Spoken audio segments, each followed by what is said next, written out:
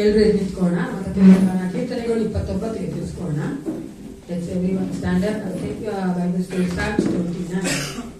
ಹನ್ನೊಂದು ವಚನಗಳಿಗೆ ಪ್ರಿಯರೇ, 10 ವಚನಗಳು ಉತ್ತರ ಓದಿಕೊಳ್ತೇವೆ. 11 ವಚನ ಓದಿಕೊಳ್ಳೋಣ. There are 11 verses till 10 we are going to read responsibly. 11th verse, let's read together. ಮೊದಲನೇ ವಚನವನ್ನ ಸ್ತ್ರೀಯರು ಓದಬೇಕಾದ್ರೆ, ಎರಡನೇ ವಚನ ಪುರುಷರು ಓದಬೇಕು. ಆಯ್ತಾ? ಕೊನೆಯ ವಚನ ಎಲ್ಲರೂ ಸೇರಿ ಓದಿಕೊಳ್ಳೋಣ. ಎಲ್ಲರೂ ಸತ್ಯವೇದಿಗಳು ದಯವಿಟ್ಟು ನಿಮ್ಮ ಸತ್ಯವೇದನ ಕೀರ್ತನೆಗಳು 29ಗೆ ತಿಳಿಸ್ಕೊಳ್ಳಿ. ಮೊದಲನೇ ವಚನ ಸಿಸ್ಟರ್ಸ್ ಓದಬೇಕಾದ್ರೆ, ಎರಡನೇ ವಚನ ಬ್ರದರ್ಸ್ ಓದಬೇಕು. Let's start. Psalms 29:1. ದೇವದೂತರುಗಳಿರ ಪರಮ ಪ್ರಭಾವವು ಯೆಹೋವನದೇ, ಯೆಹೋವನೇ ಎಂದು ಹೇಳಿ ಕೊಂಡಾಡಿರಿ.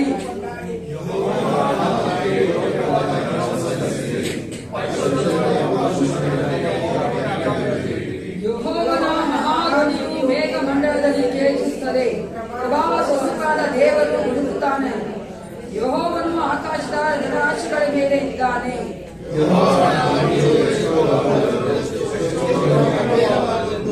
ಯೆಹೋವನ ಗರ್ಜನೆಗೆ ದೇವದಾರ ವೃಕ್ಷಗಳು ಪ್ರಧಾನೆಂದು ಮುರಿದು ಬೀಳುತ್ತವೆ. ಯೆಹೋವನು ಲೆಬನೋನ್ ಪರ್ವತದಲ್ಲಿನ ಮಹಾದೇವದಾರುಗಳನ್ನು ಮುರಿದು ಬೀಳುತ್ತಾನೆ.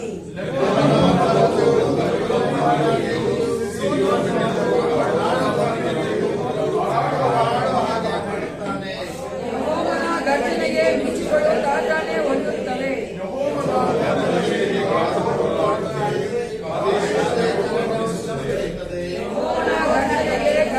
ಜಿಂಕೆಗಳು ಇರುತ್ತವೆ. ಕಾಡಿನ ಮರಗಳು ಆಗ ಆತನ ಮಂದಿರಗಳು ಎಷ್ಟೋ ಪ್ರಭಾವ ಎನ್ನುತ್ತಾರೆ.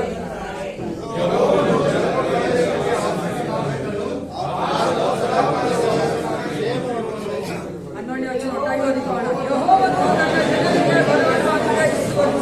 ಆತನು ನನ್ನ ಪ್ರಜೆಗೆ ಶಿಕ್ಷಣವನ್ನು ದಯಪಾಲಿಸುವನು. ಹೌದು ಪ್ರಿಯರೇ, ನನ್ನ ಯೇಸಪ್ಪ ನಮಗೆ ಬಲವನ್ನ ಕೊಟ್ಟಿದ್ದಾರೆ. ಹಲ್ಲೆಲೂಯಾ. ಆ ಬಲದಿಂದಲೇ ನಾವು ಆತನ ಸನ್ನಿಧಾನಕ್ಕೆ ಬರುತ್ತೇವೆ ಪ್ರಿಯರೇ. ಯಾಕಂದ್ರೆ ಆತನ ಬಲಪಡಿಸಿದ ಹೊರತು ನಾವು ಈ ಲೋಕದಲ್ಲಿ ಏನು ಮಾಡಲು ಸಾಧ್ಯವಿಲ್ಲ. ನಮ್ಮೊಟ್ಟಿಗೆ ಜೀವಿಸುವಂತ ಪರಿಶುದ್ಧಾತ್ಮನಿಗೋಸ್ಕರವಾಗಿ ನಾವು ಒಂದು ಸಮಯದಲ್ಲಿ ನಮ್ಮನ್ನೇ ನಾವು ಒಪ್ಪಿಸಿಕೊಡುತ್ತಾ, ಏಸಪ್ಪ ನಮ್ಮೊಟ್ಟಿಗೆ ನೀನು ಕಾರ್ಯ ಮಾಡು, ನಾವು ನಿನ್ನನ್ನು ಪೂರ್ಣ ಹೃದಯದಿಂದ, ಪೂರ್ಣ ಶಕ್ತಿಯಿಂದ, ಪೂರ್ಣ ಪ್ರಾಣದಿಂದ, ಹೌದು ಪ್ರಿಯರೇ, ನಾವು ಆತನ ಪ್ರೀತಿ ಮಾಡಬೇಕಾಗಿದೆ.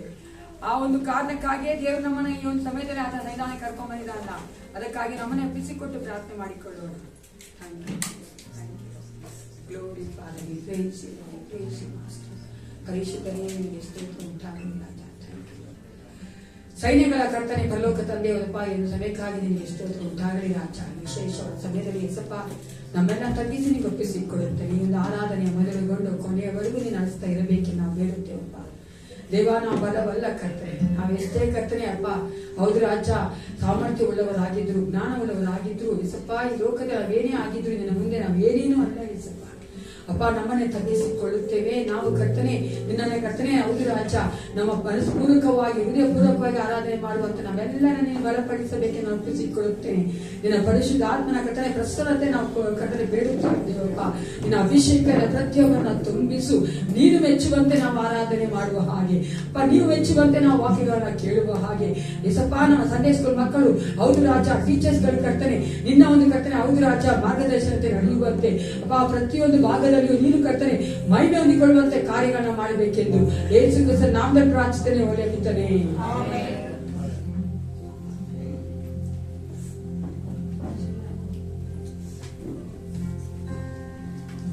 ಹೌದು ಪ್ರಿಯರೇ, ಈ ಮುಂಜಾನೆ ವೇಳೆಯಲ್ಲಿ ನಮ್ಮನೆ ಕರ್ತನ ಸನ್ನಿಧಾನದಲ್ಲಿ ಒಪ್ಪಿಸಿಕೊಳ್ಳೋಣ ಪ್ರಿಯರೇ.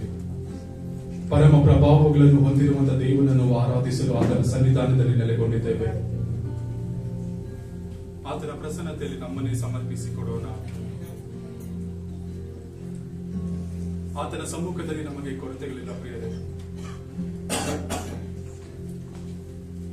ಆತನು ಸದಾಕಾಲವು ನಮಗೆ ಆಶ್ರಯವಾಗಿದ್ದುಕೊಂಡು, ನಮಗೆ ಬಲವಾದ ಕೋಟೆಯಾಗಿದ್ದುಕೊಂಡು ನಮ್ಮನ್ನು ಮುನ್ನಡೆಸುತ್ತಿರುವಂತಹ ದೇವನಾಗಿದ್ದಾನೆ ಪ್ರಿಯರೇ. ಈ ಸಮಯದಲ್ಲಿ ನಮ್ಮನ್ನೇ ಆತನ ಕರದಲ್ಲಿ ಸಮರ್ಪಿಸಿಕೊಂಡು ಆತನ ಪ್ರಸನ್ನತೆಗಾಗಿ ನಾವು ಹಂಬಲಿಸೋಣ.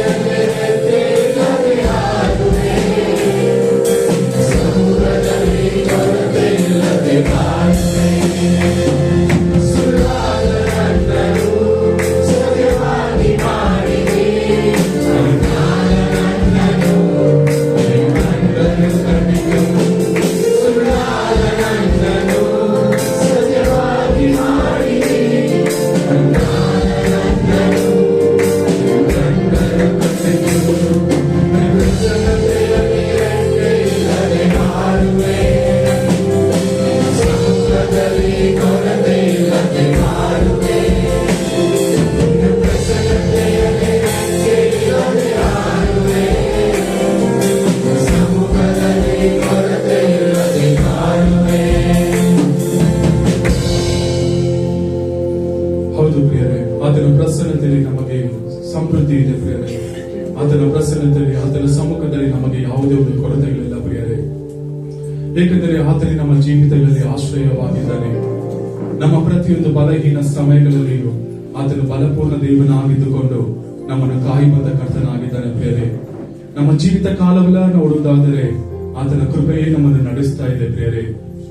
ಕೀರ್ತನಗಾರನು ಈ ರೀತಿಯಾಗಿ ಕೀರ್ತನೆಯಲ್ಲಿ ನುಡಿಯುತ್ತಾನೆ, ಯೆಹೋವನು ನನ್ನ ಬಂಡೆಯು, ನನ್ನ ಕೋಟೆಯು, ನನ್ನ ವಿಮೋಚಕನು, ನನ್ನ ದೇವರು, ನನ್ನ ಆಶ್ರಯ ಗಿರಿಯು, ನನ್ನ ಗುರಾಣಿಯು, ನನ್ನ ರಕ್ಷಣೆಯ ಕೊಂಬು, ನನ್ನ ದುರ್ಗವೂ ಆಗಿದ್ದಾನೆ. ಅದೇ ರೀತಿಯಾಗಿ ನಾವು ಕೀರ್ತನೆ ನೋಡುತ್ತೇವೆ, ಆತನು ನಿನ್ನನ್ನು ತನ್ನ ರೆಕ್ಕೆಗಳಿಂದ ಒದಗಿಸುವನು, ಆತನ ಪಕ್ಕಗಳ ಬಲೆಯನ್ನು ಆಶ್ರಯಿಸಿಕೊಳ್ಳುವೆ. ಹೌದು ಪ್ರಿಯರೇ, ಅಂತ ಆಶ್ರಯವನ್ನು ದೇವನನ್ನು ಆರಾಧಿಸುವಾಗೆ ಈ ಸಮಯದಲ್ಲಿ ನಾವೆಲ್ಲರೂ ಕುಳಿತುಕೊಂಡವರಾಗಿ, ನನ್ನ ಆಶ್ರಯವಾದವನೇ, ನನ್ನ ಕಾಯುವ ಕರ್ತನೇ ಎಂಬ ಹಾಡಿನೊಂದಿಗೆ ಕರ್ತನ ನಾಮವನ್ನು ಹೆಚ್ಚಾಗಿ ಸ್ತುತಿಸೋಣ.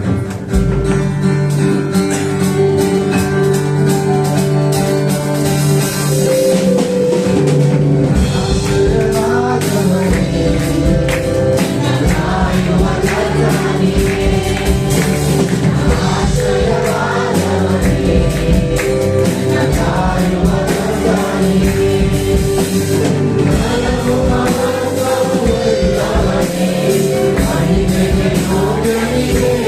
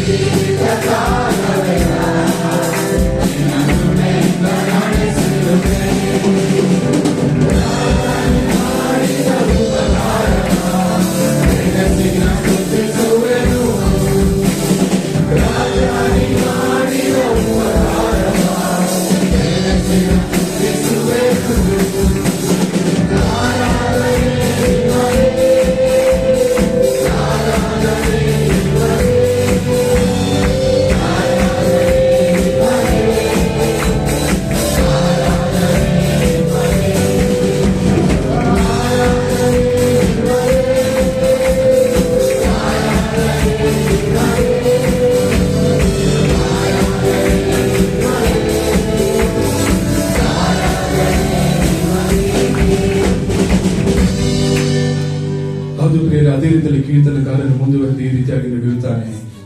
ഇരുಳಲ್ಲಿ ಬಾಯಿಟ್ಟಿಸುವ ಯಾವುದಕ್ಕೂ, ಹಗಲಲ್ಲಿ ಹಾರಿ ಬರುವ ಬಾಣಕ್ಕೂ, ಕತ್ತಲೆಯಲ್ಲಿ ಸಂಚರಿಸುವ ವಿಪತ್ತಿಗೂ, ಹಾನಿಕರವಾದ ಮಧ್ಯಾಹ್ನದ ಕೇಳಿಗೂ ಅಂಜಕಾರಣವಿಲ್ಲ. ಯಾಕಂದರೆ ಪರಾತ್ಮನ ನಿವಾಸಸ್ಥಾನ ಮಾಡಿಕೊಂಡಿದೆಯಲ್ಲ, ಯಾವ ಕೇಡು ನಿನಗೆ ಸಂಭವಿಸದು, ಉಪದ್ರವವು ನಿನ್ನ ಗುಡಾರದ ಸಮೀಪಕ್ಕೂ ಬಾರದು. ಹೌದು ಪ್ರಿಯರೇ, ನಾವು ಆರಾಧಿಸುವಂತ ದೇವನು ನಿಜವಾಗಲೂ ಪರಾತ್ಪರನಾದಂತ ದೇವನಾಗಿದ್ದಾನೆ ಪ್ರಿಯರೇ. ನಮ್ಮ ವಿಮೋಚಕನಾಗಿದ್ದಾನೆ, ಜೀವ ಸ್ವರೂಪನಾಗಿದ್ದಂತ ದೇವನಾಗಿದ್ದಾನೆ ಪ್ರಿಯರೇ. ಭಯವು ನಮ್ಮನ್ನು ಮುಟ್ಟದೆ ಆತನು ಸದಾಕಾಲವು ನಮ್ಮನ್ನು ಕಾಯುವಂತ ಕರ್ತನಾಗಿದ್ದಾನೆ ಪ್ರಿಯರೇ. ಅಂತ ಸುಂದರವಾದ ದೇವನ ಹೆಚ್ಚಾಗಿ ಸ್ತುತಿಸುವ ಹಾಗೆ, ಭಯವು ನನ್ನ ಕತ್ತರಿಸಿದ ಹಾಡಿನೊಂದಿಗೆ ಕರ್ತನ ನಾಮವನ್ನು ಮಹಿಮೆ ಪಡಿಸೋಣ.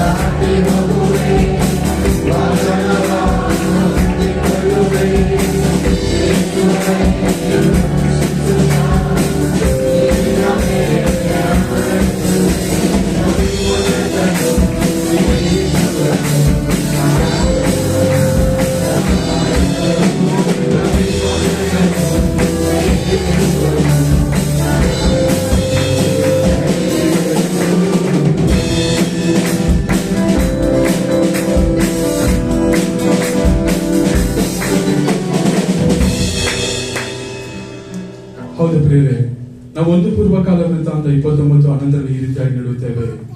ಯೆಹೋವ ಮಹಿಮಾ ಪ್ರತಾಪ ವೈಭವ ಪರಾಕ್ರಮ ಪ್ರಭಾವಗಳು ನಿನ್ನವು, ಭೂಮಿ ಆಕಾಶದಲ್ಲಿ ಇರುವುದೆಲ್ಲವೂ ನಿನ್ನದೇ. ಯೆಹೋವನೇ ರಾಜ್ಯವು ನಿನ್ನದು, ನೀನು ಮಹೋನ್ನತನಾಗಿ ಸರ್ವವನ್ನು ಆಳುವವನಾಗಿರುತ್ತಿ. ಪ್ರಭಾವ ಐಶ್ವರ್ಯಗಳು ನಿನ್ನ ಸನ್ನಿಧಿಯಿಂದ ಬರುತ್ತದೆ. ನೀನು ಸರ್ವಾಧಿಕಾರಿಯು, ಬಲ ಪರಾಕ್ರಮಗಳನ್ನು ನಿನ್ನ ಹಸ್ತದಲ್ಲಿ ಇರುತ್ತದೆ. ಎಲ್ಲಾ ದೊಡ್ಡಸ್ತಿಗೂ ಶಕ್ತಿಗೂ ನೀನೇ ಮೂಲನು.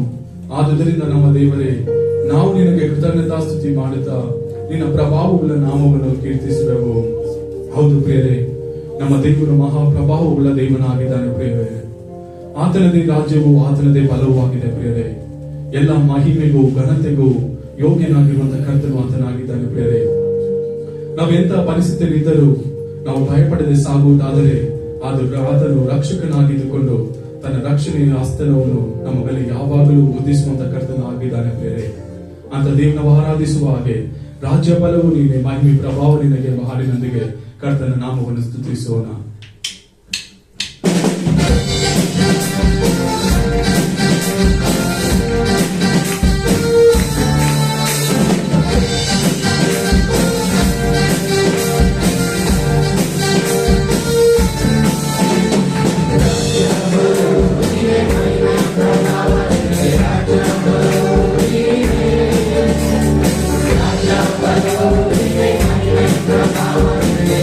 Raja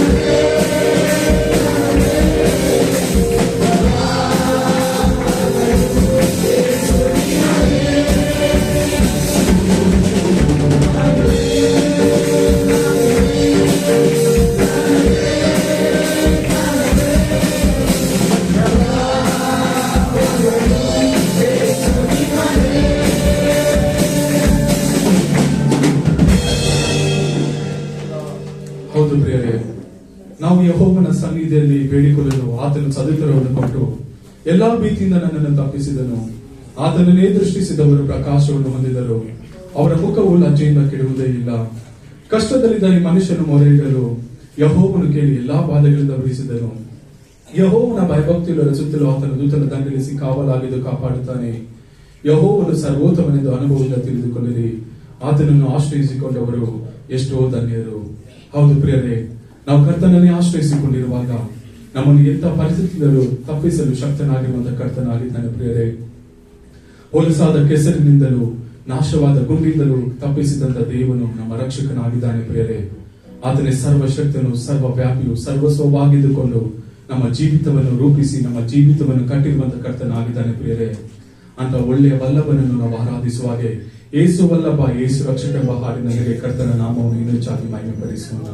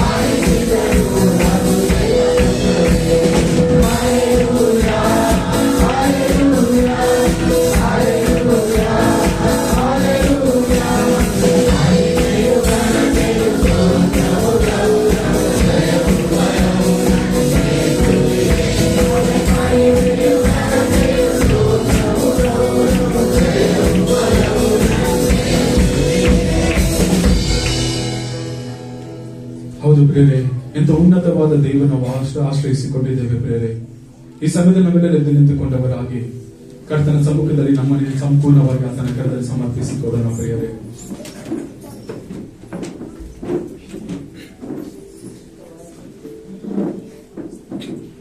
ನಮ್ಮ ಜೀವಿತವನ್ನು ನೋಡುವುದಾದರೆ ಪ್ರಿಯರೇ, ಎಷ್ಟೊಂದು ಉಪಕಾರಗಳು ನಮ್ಮ ದೇವರು ಪ್ರತಿ ಕ್ಷಣವೂ ನಮ್ಮ ಜೀವಿತದಲ್ಲಿ ನಡೆಸುತ್ತಾ ಬಂದಿದ್ದಾನೆ ಪ್ರಿಯರೇ. ಇಂದಿನ ಜೀವಿತವನ್ನು ನೋಡುವುದಾದರೆ ನಾಶನದಿಂದ ನಮ್ಮನ್ನು ತಪ್ಪಿಸಿ ಆತನು ಉನ್ನತವಾದ ರಕ್ಷಣೆಯ ಮಾರ್ಗದಲ್ಲಿ ನಮ್ಮನ್ನು ನಡೆಸುತ್ತಾ ಬಂದಿದ್ದಾನೆ ಪ್ರಿಯರೇ. ನಮ್ಮ ಉಸಿರಿರುವ ದಿನವೆಲ್ಲ, ನಮ್ಮ ಬದುಕಿರುವ ಕ್ಷಣವೆಲ್ಲ ನಾವು ಆತನನ್ನೇ ಆರಾಧಿಸುವಂತ ಮಕ್ಕಳಾಗಿರಬೇಕು ಪ್ರಿಯರೇ. ನಮ್ಮನ್ನು ತಲೆ ಎತ್ತಿ ನಿಲ್ಲಿಸಿರುವಂತ ದೇವನು, ನಮ್ಮ ಗೌರವಕ್ಕೆ ಆಧಾರನಾಗಿರುವಂತ ಕರ್ತನು ಆತನೊಬ್ಬನೇ ಆಗಿದ್ದಾನೆ ಪ್ರಿಯರೇ. ಈ ಸಮಯದಲ್ಲಿ ನಮ್ಮನ್ನೇ ಆತನ ಕರೆದು ನಾವು ಸಂಪೂರ್ಣವಾಗಿ ಸಮರ್ಪಿಸಿಕೊಡೋಣ ಪ್ರಿಯರೇ. ಆತನೇ ನಮಗೆ ಸರ್ವಸ್ವವಾಗಿರುವಂತ ಕರ್ತನು, ಆತನನ್ನೇ ನಾವು ಆಶ್ರಯಿಸಿಕೊಂಡಿರುವಂತ ಮಕ್ಕಳು ನಾವು ಆಗಿದ್ದೇವೆ ಪ್ರಿಯರೇ. ಆತನೇ ನಮಗೆ ಆಶ್ರಯವು, ದುರ್ಗವು, ಬಲವಾದ ಕೋಟೆಯಾಗಿದ್ದಾನೆ ಪ್ರಿಯರೇ. ಒಂದು ಕ್ಷಣ ಕಾಲ ನಮ್ಮನೆ ಸಂಪೂರ್ಣವಾಗಿ ಮೌನವಾಗಿದ್ದು ಆತನ ಕರದಲ್ಲಿ ಸಮರ್ಪಿಸಿಕೊಟ್ಟು ನಾವು ಆತನನ್ನು ಆರಾಧಿಸೋಣ ಪ್ರಿಯರೇ.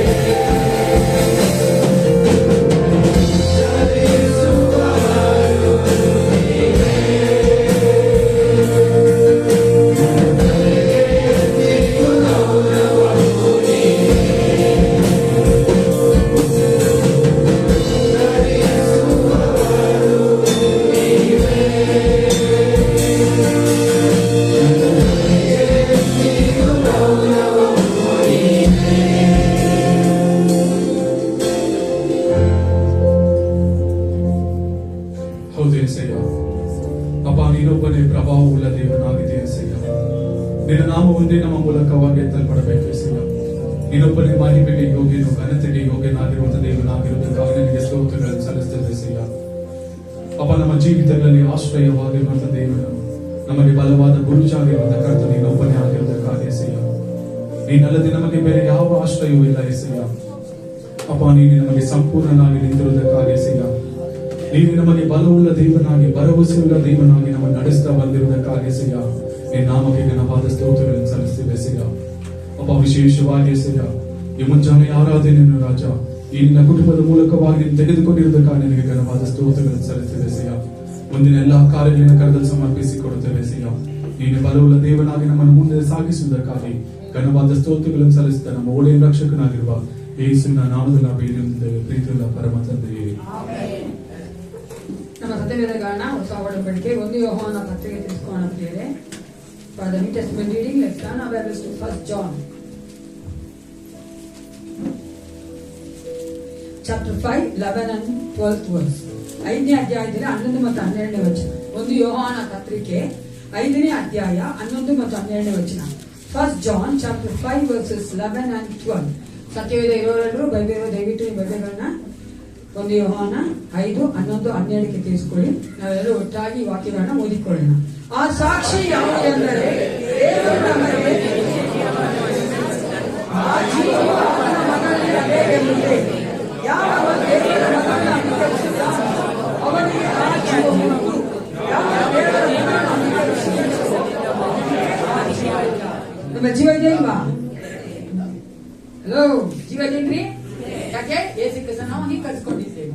ಈ ವಾಕ್ಯಾನುಸಾರವಾಗಿ ಜೀವ ದೇವರು ನಮ್ಮನ್ನು ಹಂಚಿಕೊಳ್ಳಿ. ಎಲ್ಲರೂ ಕೂತ್ಕೊಳ್ಳಿ. ಸಂಡೇ ಸ್ಕೂಲ್ ಮಕ್ಕಳು ಸಂಡೇ ಸ್ಕೂಲ್ ಹೋಗ್ಬೇಕಾದ್ರೆ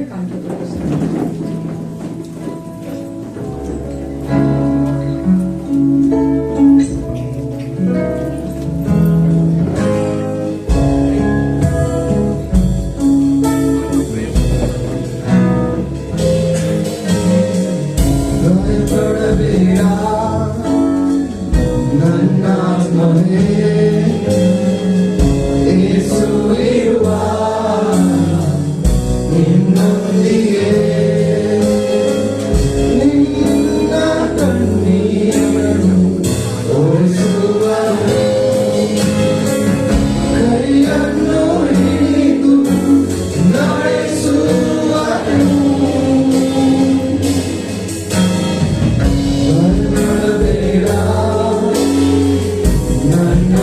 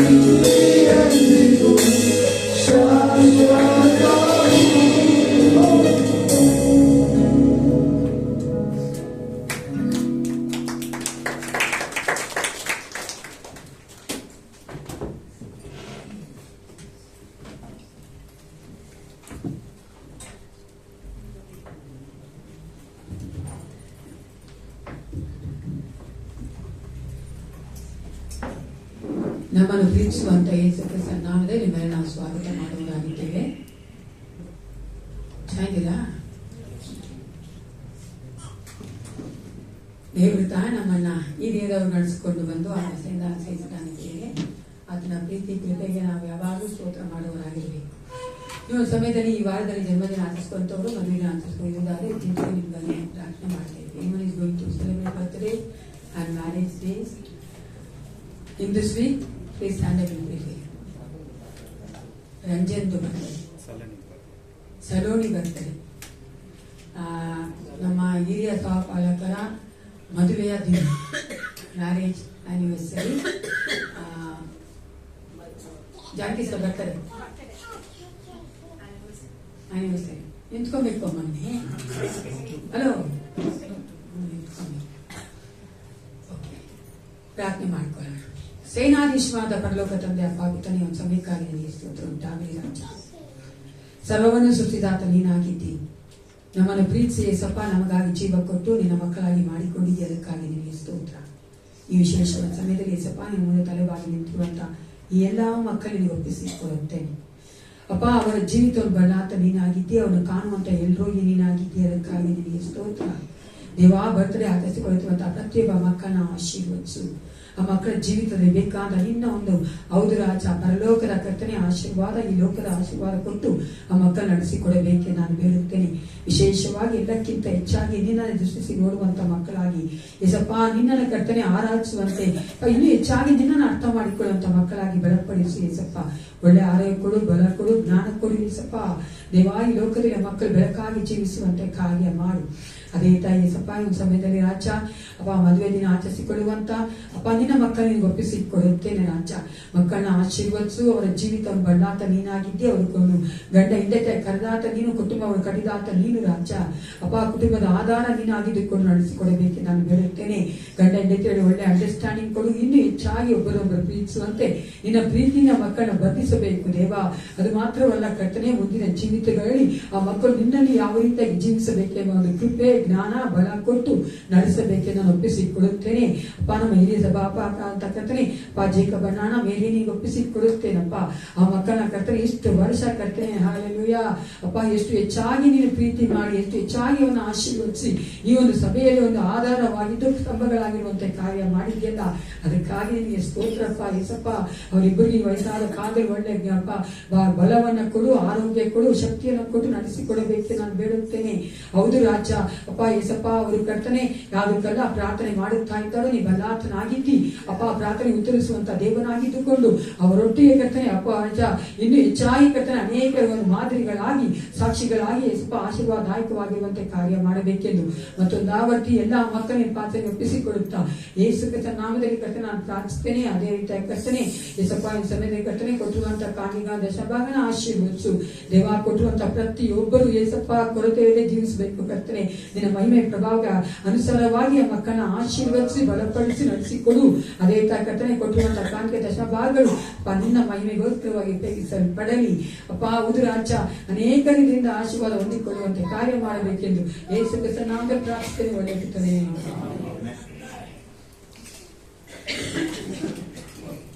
ಈಗ ನಮ್ಮ ಮಧ್ಯೆ ಇರುವಂತ ಟೈಟಸ್ ಅವರು ಮುಂದೆ ಬಂದು ಅನೌನ್ಸ್ಮೆಂಟ್ ಕೊಡೋದು ಹೇಳ್ಕೊತೀನಿ.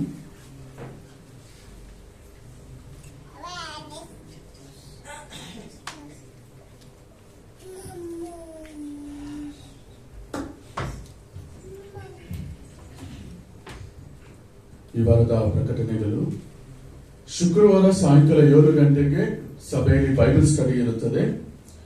ಯಾಕೋಬನ ಪುಸ್ತಕವನ್ನ ನಾವು ಅಧ್ಯಯನ ಮಾಡಲಿಕ್ಕೆ ಪ್ರಾರಂಭ ಮಾಡಿದ್ದೇವೆ. ಸೊ ತಾವೆಲ್ಲರೂ ಶುಕ್ರವಾರ ನಡೆಯುವಂತ ಬೈಬಲ್ ಸ್ಟಡಿಯಲ್ಲಿ ಪಾಲ್ಗೊಳ್ಬೇಕಾಗಿ ಕೇಳ್ಕೊಳ್ತೇನೆ. ಮತ್ತು ಶನಿವಾರ ಸಾಯಂಕಾಲ ಹಾಡಿನ ಅಭ್ಯಾಸ ಇರುತ್ತದೆ. ಹಾಡಿನ ತಂಡದವರು ಬಂದು ಸಿದ್ಧತೆ ಮಾಡ್ಕೊಳ್ಬೇಕಾಗಿ ಕೇಳ್ಕೊಳ್ತೇನೆ. ಬರುವ ಭಾನುವಾರ ಬೆಳಗಿನ ಜಾವ 8 ಸಭೆಯಲ್ಲಿ ಆರಾಧನೆ ಇರುತ್ತದೆ. ಇವತ್ತು ಸಭೆ ಆದ ನಂತರ ಮಹಿಳೆಯರು ಒಂದು 10 ನಿಮಿಷ ಇರಬೇಕಾಗಿ ಕೇಳ್ಕೊಂಡಿದ್ದಾರೆ. ಮೋಸ್ಟ್ಲಿ ಅದು ಕ್ರಿಸ್ಮಸ್ ಪ್ರೋಗ್ರಾಮ್ಸ್ ಏನಾದ್ರು ಮಾತಾಡ್ಲಿಕ್ಕೆ ಇರಬೇಕು. ಸೊ ತಾವೆಲ್ಲರೂ ಒಂದು 10 ನಿಮಿಷ ಇದ್ದು ಹೋಗ್ಬೇಕಾಗಿ ನಾನು ಕೇಳ್ಕೊಂತೇನೆ.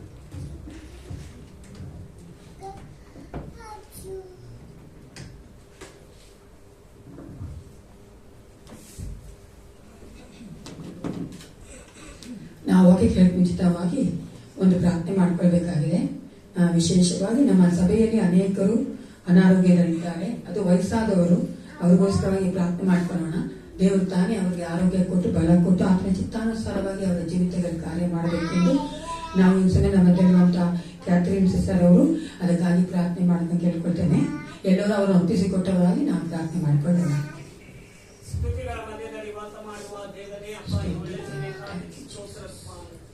ಇದುವರೆಗೂ ನಿನ್ನ ಪ್ರಸನ್ನತೆಯಲ್ಲಿ ನಮ್ಮನ್ನು ನಡೆಸಿದ್ದಕ್ಕಾಗಿ ನಾವು ನಿನಗೆ ಸ್ತೋತ್ರ ಸಲ್ಲಿಸುತ್ತೇವೆ. ಅಪ್ಪ, ಆರಾಧನೆಯ ಮೂಲಕವಾಗಿ ನೀನು ಮಹಿಮೆ ಹೊಂದಿಕೊಂಡಿದ್ದಿ.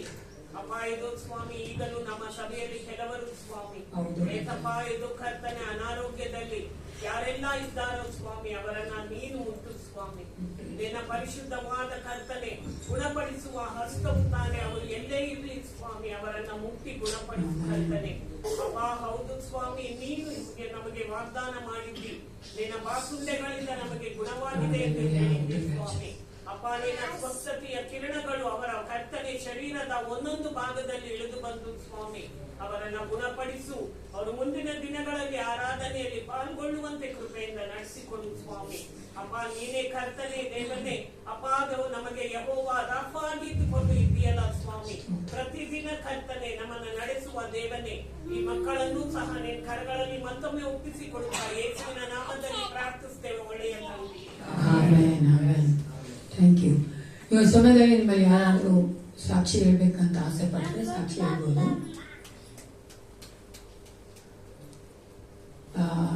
ಮತ್ತೊಂದು ವಿಶೇಷವಾದ ಒಂದು ಪ್ರಕಟಣೆ ಕೊಡಬೇಕಾಗಿತ್ತು. ನಮ್ಮ ಜಿಕಪ್ಪಣ್ಣ ಅವರ ಮತ್ತೆ ಮೇರಿ ಆಂಟಿ ಅವರ ಮ್ಯಾರೇಜ್ ಆನಿವರ್ಸರಿನ ಅವ್ರು 28ನೇ ತಾರೀಕು ಮಾಡ್ಬೇಕು ಅನ್ಕೊಂಡಿದ್ದು. ಅದೇ ಅವ್ರ ಮ್ಯಾರೇಜ್ ಆನಿವರ್ಸರಿ 26ನೇ ತಾರೀಕು, ಕರೆಕ್ಟ್ ಅಲ್ವಾ? 29ನೇ ತಾರೀಕು ಮಾಡ್ಬೇಕಂತ ಅನ್ಕೊಂಡಿದ್ದು ಅವರು. ಆದ್ರೆ ಕಾರಣಾಂತರವಾಗಿ ಅವರು ಅದನ್ನು ಮಾಡ್ತಾ ಇಲ್ಲ. ಆದ್ರೆ ಡಿಸೆಂಬರ್ 1st ವೀಕ್ ಅವರು ಸಭೆಯಾಗಿ ನಮ್ಮೆಲ್ಲರೊಟ್ಟಿಗೆ ಅದನ್ನು ಆಚರಣೆ ಮಾಡ್ಬೇಕಂತ ಆಸೆ ಪಡ್ತಾ ಇದ್ದಾರೆ. ದಯವಿಟ್ಟು ನಮ್ಮ ಒಂದು ಸಹಪಾಲಕರ ಒಂದು ಆಸೆ ಏನಂದ್ರೆ DJNC ಕುಟುಂಬ ಸಂಪೂರ್ಣ ಬರಬೇಕು. ಆ ದಿನ ನಾವೆಲ್ಲರೂ ಒಟ್ಟಾಗಿ ಅವರೊಟ್ಟಿಗೆ ನಾವು ದೇವರನ್ನ ಕೊಂಡಾಡುವ ಹಾಗೆ ಅವರು ನಮಗಾಗಿ ಭೋಜನ ಸಿದ್ಧ ಮಾಡಿದ್ದಾರೆ. ಅದನ್ನು ನಾವು ಅನೌನ್ಸ್ ಮಾಡಬೇಕಾಗಿತ್ತು. ದಯವಿಟ್ಟು ನಾವು ಜ್ಞಾಪಕ ಇಟ್ಕೊಂಡು ಅದು ಫಸ್ಟ್ ಸಂಡೇ, ಅವತ್ತು ಪಾಸ್ಟರ್ ಕಮಿಟಿ ಇರೋದಿಲ್ಲ. ಆ ದಿನ ನೀವು ದಯವಿಟ್ಟು ಎಲ್ಲರೂ ಬರ್ಬೇಕಂತ ನಾನು ಅವರ ಪರವಾಗಿ ಅವರ ಕುಟುಂಬದ ಪರವಾಗಿ ನಿಮ್ಮ ಪ್ರೀತಿಯಿಂದ ನಾನು ಕೇಳಿಕೊಳ್ಳುವಳಾಗಿದ್ದೇನೆ. ಹಾಲೆಲೂಯಾ. ಇಷ್ಟೇನಾ ರೀ? ಯಾಕೆ ಇಷ್ಟೇನು ಒಂಥರ ಸಂತರಾಗಿರಲ್ಲ? ಯಾರೆಲ್ಲ ಬ್ರೇಕ್ಫಾಸ್ಟ್ ತಿನ್ಕೊಂಡ್ ಬಂದಿರಿ? ಹಾಲೆಲೂಯಾ ತಿನ್ಕೊಂಡ್ ಬಂದಿದ್ದೀರಿ, ಆದ್ರೂ ಹಾಲೆಲೂಯಾ ನೀವು. ದೇವರ ನಾಮಕ್ಕೆ ಸ್ತೋತ್ರ ಉಂಟಾಗಲಿ. ನಾವು ಯೇಸಪ್ಪನಲ್ಲಿ ಇದ್ದೇವೆ ಎಂದರೆ ಅದು ಆತನ ಶುದ್ಧ ಕೃಪೆ. ನಮ್ಮನ್ನ ಆತನು ಪ್ರತಿದಿನ ನಡೆಸ್ತಾ ಇದ್ದಾನಂದ್ರೆ ಆತ ನಮ್ಮನ್ನ ಪ್ರೀತಿ ಮಾಡಿದ್ದಾನೆ, ಅದಕ್ಕಾಗಿ ನಮ್ಮನ್ನು ನಡೆಸ್ತಾ ಇದ್ದಾನೆ. ನಾವು ಆತನಲ್ಲಿ ಸದಾಕಾಲ ಜೀವಿಸಬೇಕೆಂಬುದು ಆತನ ಆಸೆಯಾಗಿದೆ. ಆದ್ದರಿಂದಲೇ ಆತನು ನಮ್ಮನ್ನ ಕೈ ಬಿಡದೆ ಬರುವಂತಹ ಶೋಧನೆ ಎಲ್ಲಾ ಒಂದು ಸಮಯಗಳಲ್ಲಿಯೂ ನಮ್ಮೊಟ್ಟಿಗೆ ಇದ್ದುಕೊಂಡು ಆತನು ಜೀವಿಸುವ ಆತನಾಗಿದ್ದುಕೊಂಡು ನಮ್ಮ ಡೆಸ್ಟಿನಿ ಆದಂತಹ ನಿತ್ಯ ಜೀವಕ್ಕೆ ಸೇರಿಸುವ ಆತನಾಗಿದ್ದಾನೆ. ನಾವಿಲ್ಲಿ ಎಷ್ಟು ಹೆಚ್ಚಾಗಿ ಆತನ ಪ್ರೀತಿ ಮಾಡಬೇಕು ಪ್ರಿಯರೇ. ನೀವು ಎಷ್ಟು ಜನ ಯೇಸಪ್ಪನಿಗೆ ಒಂದು ಸಾರಿ ಆದ್ರೂ ಐ ಲವ್ ಯು ಜೀಸಸ್ ಅಂತ ಹೇಳ್ತೀರಾ? ಹೇಳ್ತೀರೇನ್ರಿ? ಯಾಕಂದ್ರೆ ನಮ್ಮ ಇಂಡಿಯನ್ಸ್ ಬರೋಲ್ಲ. ಫಾರಿನರ್ಸ್ ನೋಡಿದ್ದೀನಿ, ನಾನು ನೋಡಿದ್ದಲ್ಲ ಅಲ್ಲಿ. ನಾನು ಇನ್ನೊಂದು ಏನ್ ಗೊತ್ತಾ ಕಷ್ಟ ಆಗೋಗಿದ್ದು, ಬಂದವರೆಲ್ಲ ದೊಡ್ಡೋತಾ ಇದ್ದೀನಿ. ನಮ್ ಕಲ್ಚರ್ ಅಲ್ವಲ್ಲ ಅದು. ನಾವು ಪ್ರೇಸ್ ಬಂದ್ ದೊಡ್ಡಪ್ಪ ಅವ್ರಿಗೆ ಅಭ್ಯಾಸ ಆಗೀನಿ. ಹಂಗೆ ಅದು ಮಾತ್ರ ಅಲ್ಲ, ಅವ್ರು ಚೆನ್ನಾಗಿ ಅವ್ರು ಏನು ಬೇಜಾರೇ ಮಾಡ್ಕೊಳ್ಳೋಣ ಅಲ್ವಾ? ಒಂಥರ ಥ್ಯಾಂಕ್ಸ್ ಮಾಡಕ್ಕಾಗ್ಲಿ, ಐ ಲವ್ ಯು ಅನ್ನಕ್ಕಾಗ್ಲಿ. ಅದೇ ನಾವೇನ್ ಮಾಡ್ತೀವಿ ಅನೇಕ ಸಾರಿ ಬಾಯಿ ತೆಗೆದು ನಾವೇ ಅಲ್ವಾ? ಅದೇ ನಮ್ಮ ಯೇಸಪ್ಪನಿಗೆ ನಾವು ಹೇಳಲೇಬೇಕಂತ ಒಂದು ಹಂತದಲ್ಲಿದ್ದೇವೆ, ಅಂಗಿನಲ್ಲಿದ್ದೇವೆ. ಯಾಕಂದ್ರೆ ಆತನ ಬಿಟ್ಟು ಬೇರೆ ಯಾರನ್ನು ನಾವು ನೋಡಿ ಹೇಳಕ್ಕಾಗಲ್ಲ ಐ ಲವ್ ಯು ಅಂತ. ಯಾಕಂದ್ರೆ ಆತ ನಮ್ಮನ್ಗೆ ಪ್ರೀತಿ ಮಾಡೋದು ಕಳ್ಸಿಕೊಟ್ಟವನೇ ಆತ. ಅದಕ್ಕಾಗಿ ನಮ್ಮಿಂದ ಪ್ರೀತಿ ಬರುವಂತದ್ದು ಆತನೆಡೆಗೆ ಫಸ್ಟ್ ಇರ್ಬೇಕು, ನಂತರವೇ ಮನುಷ್ಯನ ಕಡೆಗೆ ಬರಬೇಕು. ಒಂದ್ಸಾರಿ ಇದಕ್ಕೊಂದು ಟೈಟಲ್ ಕೊಟ್ಟಿದ್ದಾರೆ. ಓಕೆನಾ? ನನ್ನ ಒಂದು ಮೆಸೇಜ್ ಟೈಟಲ್ ಅಲ್ಲ, ಒಂದು ಟೈಟಲ್ ಕೊಟ್ಟರೆ ನಾ ಹೇಳೋ ಇಲಿಸ್ಟ್ರೇಷನ್ ಸೈಲೆಂಟ್ ಟ್ರೀಟ್ಮೆಂಟ್ ಅಂತ. ಅದಕ್ಕೆ ಏನಂತ? ಒಂದ್ಸಾರಿ ಮದುವೆ ಆದ ಗಂಡ ಹೆಂಡತಿ ಮದುವೆನೆ ಸರಿನಾ? ಗಂಡ ಹೆಂಡತಿ ಏನ್ ಮಾಡ್ತಂತೆ, ಜಗಳ ಮಾಡ್ಕೊಂಡು ಜಗಳ ಮಾಡ್ಕೊಂಡ್ಮೇಲೆ ಗೊತ್ತು ನಿಮ್ ಗಂಡ ಇಂತ ಅದವ್ರಿಗೆಲ್ಲ ಬಿಟ್ಕೊಳ್ಳೋದು ಸ್ವಲ್ಪ ಕಷ್ಟ ಅಲ್ವಾ, ಎಂಟಿನೂ ಬಿಡಕ್ ಕಷ್ಟ, ಗಂಡನೂ ಬಿಡಕ್ ಕಷ್ಟ, ಅವ್ರು ಮಾತಾಡಕ್ ಇಷ್ಟ ಆಗಲ್ಲ, ಅವರೇ ಮಾತಾಡ ಇವರೇ ಮಾತಾಡ, ಹಂಗೆ ಅವ್ರು ಇಬ್ಬರೇ ಇದ್ರು ಮಾತಾಡ್ತಾನೇ ಇಲ್ಲ. 3 ದಿನ ಆಗೋಯ್ತು. ಏನಾಗೋಯ್ತು ಅಂದ್ರೆ ಇವಾಗ ಗಂಡನ್ಗೆ ಹೊರಗಡೆ ಹೋಗ್ಬೇಕು ಅಂದ್ರೆ ಫಾರಿನ್ ಕಂಟ್ರಿಗೆ ಹೋಗ್ಬೇಕು, ಅವನಿಗೆ ಫ್ಲೈಟ್ ಇದೆ ಬೆಳಗಿನ ಜಾವ 5:30. ಇವಾಗ ಅವ್ನು ಏನು ಮಾಡಕ್ಕಾಗಲ್ಲ, ಅವ್ರ ಎಲ್ಲೇ ಬೇಕು ಅವ್ನ ಸಹಾಯ ತೆಗೆದುಕೊಳ್ಳೇಬೇಕು. ಅವನೇನ್ ಮಾಡ್ದ, ಹಿಂಗ್ ಅದ್ರಲ್ಲೂ ಒಂದು ಈಗ ಅವನಿಗೆ ಅಂದ್ರೆ ಇಷ್ಟ ಇಲ್ಲ, ಅದಕ್ಕೆ ಒಂದು ಲೆಟರ್ ಬರ್ಬಿಟ್ಟು wake me up at 5:30 AM ಅಂತ ಒಂದು ಲೆಟರ್ ಬರ್ದು ಬಿಟ್ಟ ಹತ್ರ ಇಟ್ಟ. 5:30 ನಾನು ಎಬ್ಸು ಅಂತ ಮಾಡ್ಕೊಂಡ್ಬಿಟ್ಟ. ಬೆಳಗಿನ ಜಾವ ಎದೋಳ್ತಾನೆ 9 ಗಂಟೆ ಆಗ್ಬಿಟ್ಟು. ಎಷ್ಟು ಕೋಪ ಬರ್ತ ಅವನಿಗೆ ಅಂದ್ರೆ ನನ್ ಫ್ಲೈಟ್ ಮಿಸ್ ಆಯ್ತು, ನಾನು ಹೆಂಡತಿ ನಾನು ಎಪ್ಸಿಲ್ಲ ಅಂತ ಇನ್ನೇನ್ ಬೈಬೇಕು ಹೇಳೋದ. ಅವನ್ ಬೆಡ್ ಮೇಲೆ ಒಂದು ಚೀಟಿ ನೋಡ್ದ, ಏನ್ ಬರ್ದಿತ್ತು, please wake up it is 5:30 ಅಂತ. ಎಡೋಳು 5:30 ಆಗಿದೆ ಅಂತ ಬರ್ದಿತ್ತು. ದೇವ್ರ ವಾಕ್ಯ ಎಷ್ಟು ಸತ್ಯ ಆಗತ್ತೆ. ಜಗಳ ಮಾಡ್ಕೊಂಡ್ರು ಮಲಗಕ್ ಮುಂಚೆ ನಾವು ಸಮಾಧಾನ ಆಗ್ಬೇಕು, ಇಲ್ಲ ಅಂದ್ರೆ ಈ ತರನೇ ಪ್ರಾಬ್ಲಮ್ಸ್ ಆಗೋದು. ಪ್ರಾರ್ಥನೆ ಮಾಡ್ಕೊಳ್ಳೋಣ. ವಾಕ್ಯ ಸ್ವರೂಪವಾದ ಪರಲೋಕ ತಂದೆ ಅಪ್ಪ ಪಿತನೇ ಒಂದು ಸಮಯಕ್ಕಾಗಿ ಸ್ತೋತ್ರ ಉಂಟಾಗ ಈ ವಾಕ್ಯದ ಮೂಲಕವಾಗಿ ನಿನ್ನ ಮಕ್ಕಳೊಟ್ಟಿಗೆ ಮಾತನಾಡಬೇಕೆಂದು ನಾನು ಬೇಡುತ್ತೇನೆ ಅಪ್ಪ. ನೀವು ಕರ್ತನೆ ನಮಗೆ ವಾಕ್ಯಗಳನ್ನ ಕೊಟ್ಟಿದ್ದಿ, ಪ್ರಾಮಿಸ್ಗಳನ್ನ ಕೊಟ್ಟಿದ್ದಿ. ನಾವು ಈ ಲೋಕದಲ್ಲಿ ನಿನಗಾಗಿ ಜೀವಿಸುವುದಕ್ಕಾಗಿ, ನಿನ್ನಲ್ಲಿ ಬಲವಾಗಿ ನಿಲ್ಲುವುದಕ್ಕಾಗಿ. ಹಲ್ಲೆಲೂಯಾ. ಅನೇಕರಿಗೆ ಆಶೀರ್ವಾದವಾಗಿರಬೇಕಾದ್ರೆ, ನಮ್ಮ ಜೀವಿತಗಳನ್ನ ಕಟ್ಟಿಕೊಳ್ಳಬೇಕಾದ್ರೆ ಬೇಕಾಗಿದೆ ನಿನ್ನ ವಾಕ್ಯವೇ ತಾನೇ ಕರ್ತ. ನಿನ್ನ ವಾಕ್ಯದ ಮೂಲಕವಾಗಿ ನಿನ್ನ ಮಕ್ಕಳನ್ನ ಕರ್ತನೆ ಬಲಪಡಿಸಿ ನಡೆಸಿಕೊಡಬೇಕೆಂದು ಯೇಸು ಕ್ರಿಸ್ತನ ನಾಮದಲ್ಲಿ ಪ್ರಾರ್ಥಿಸುತ್ತೇನೆ. ಓದಿರ್ತೀನಿ. ಈಗ ಹೇಳ್ತೀನಿ, ನನ್ನ ಒಂದು ಸರ್ಮನ್ ಟೈಟಲ್ ಇದೆ ಬ್ಲೆಸ್ಡ್ ಫ್ಯಾಮಿಲಿ, ಆಶೀರ್ವದಿಸಲ್ಪಟ್ಟಂತ ಕುಟುಂಬ. ಯಾರಿಗೆಲ್ಲ ಬೇಕು ನಮ್ಮ ಕುಟುಂಬ ಆಶೀರ್ವದಿಸಲ್ಪಡಬೇಕು ಅಂತ ಅಲ್ವಾ? ನಾವೆಲ್ಲರೂ ಇಷ್ಟಪಡೋದೇನು, our family should be blessed ಅಲ್ವಾ? ನಾವು ನೋಡ್ತೇವೆ ಅನೇಕ ಒಂದು ಕಟ್ಟಡಗಳನ್ನ ಅಲ್ವಾ, ದೊಡ್ಡ ದೊಡ್ಡ ಕಟ್ಟಡಗಳಿವೆ, ನಾವು ಕೂತಿದ್ರು ಕೂಡ ಕಟ್ಟಡನೇ. ಈ ಕಟ್ಟಡಗಳಿಗೆ ಯಾವ್ದು ಸ್ಟ್ರಾಂಗ್ ಆಗಿದ್ರೆ ಆ ಒಂದು ಕಟ್ಟಡ ಕೂಡ, ಆ ಬಿಲ್ಡಿಂಗ್ ಕೂಡ ಸ್ಟ್ರಾಂಗ್ ಆಗಿರ್ತಾರೆ. ಫೌಂಡೇಶನ್, ಗುಡ್ ಫೌಂಡೇಶನ್ ಅಲ್ವಾ? ಈಗ ನೋಡಿದ್ರೆ ಅನೇಕ ಸಾರಿ ಹೊರಗಡೆ ನೋಡಕ್ಕೆ ಆ ಬಿಲ್ಡಿಂಗ್ ಚೆನ್ನಾಗಿ ಕಾಣಿಸ್ತಾ ಇರುತ್ತೆ, ಅಲ್ಲಿ ಹೊರಗಡೆ ಅದರಲ್ಲಿ ಕ್ರ್ಯಾಕ್ ಬಿಟ್ಟಿರುತ್ತೆ.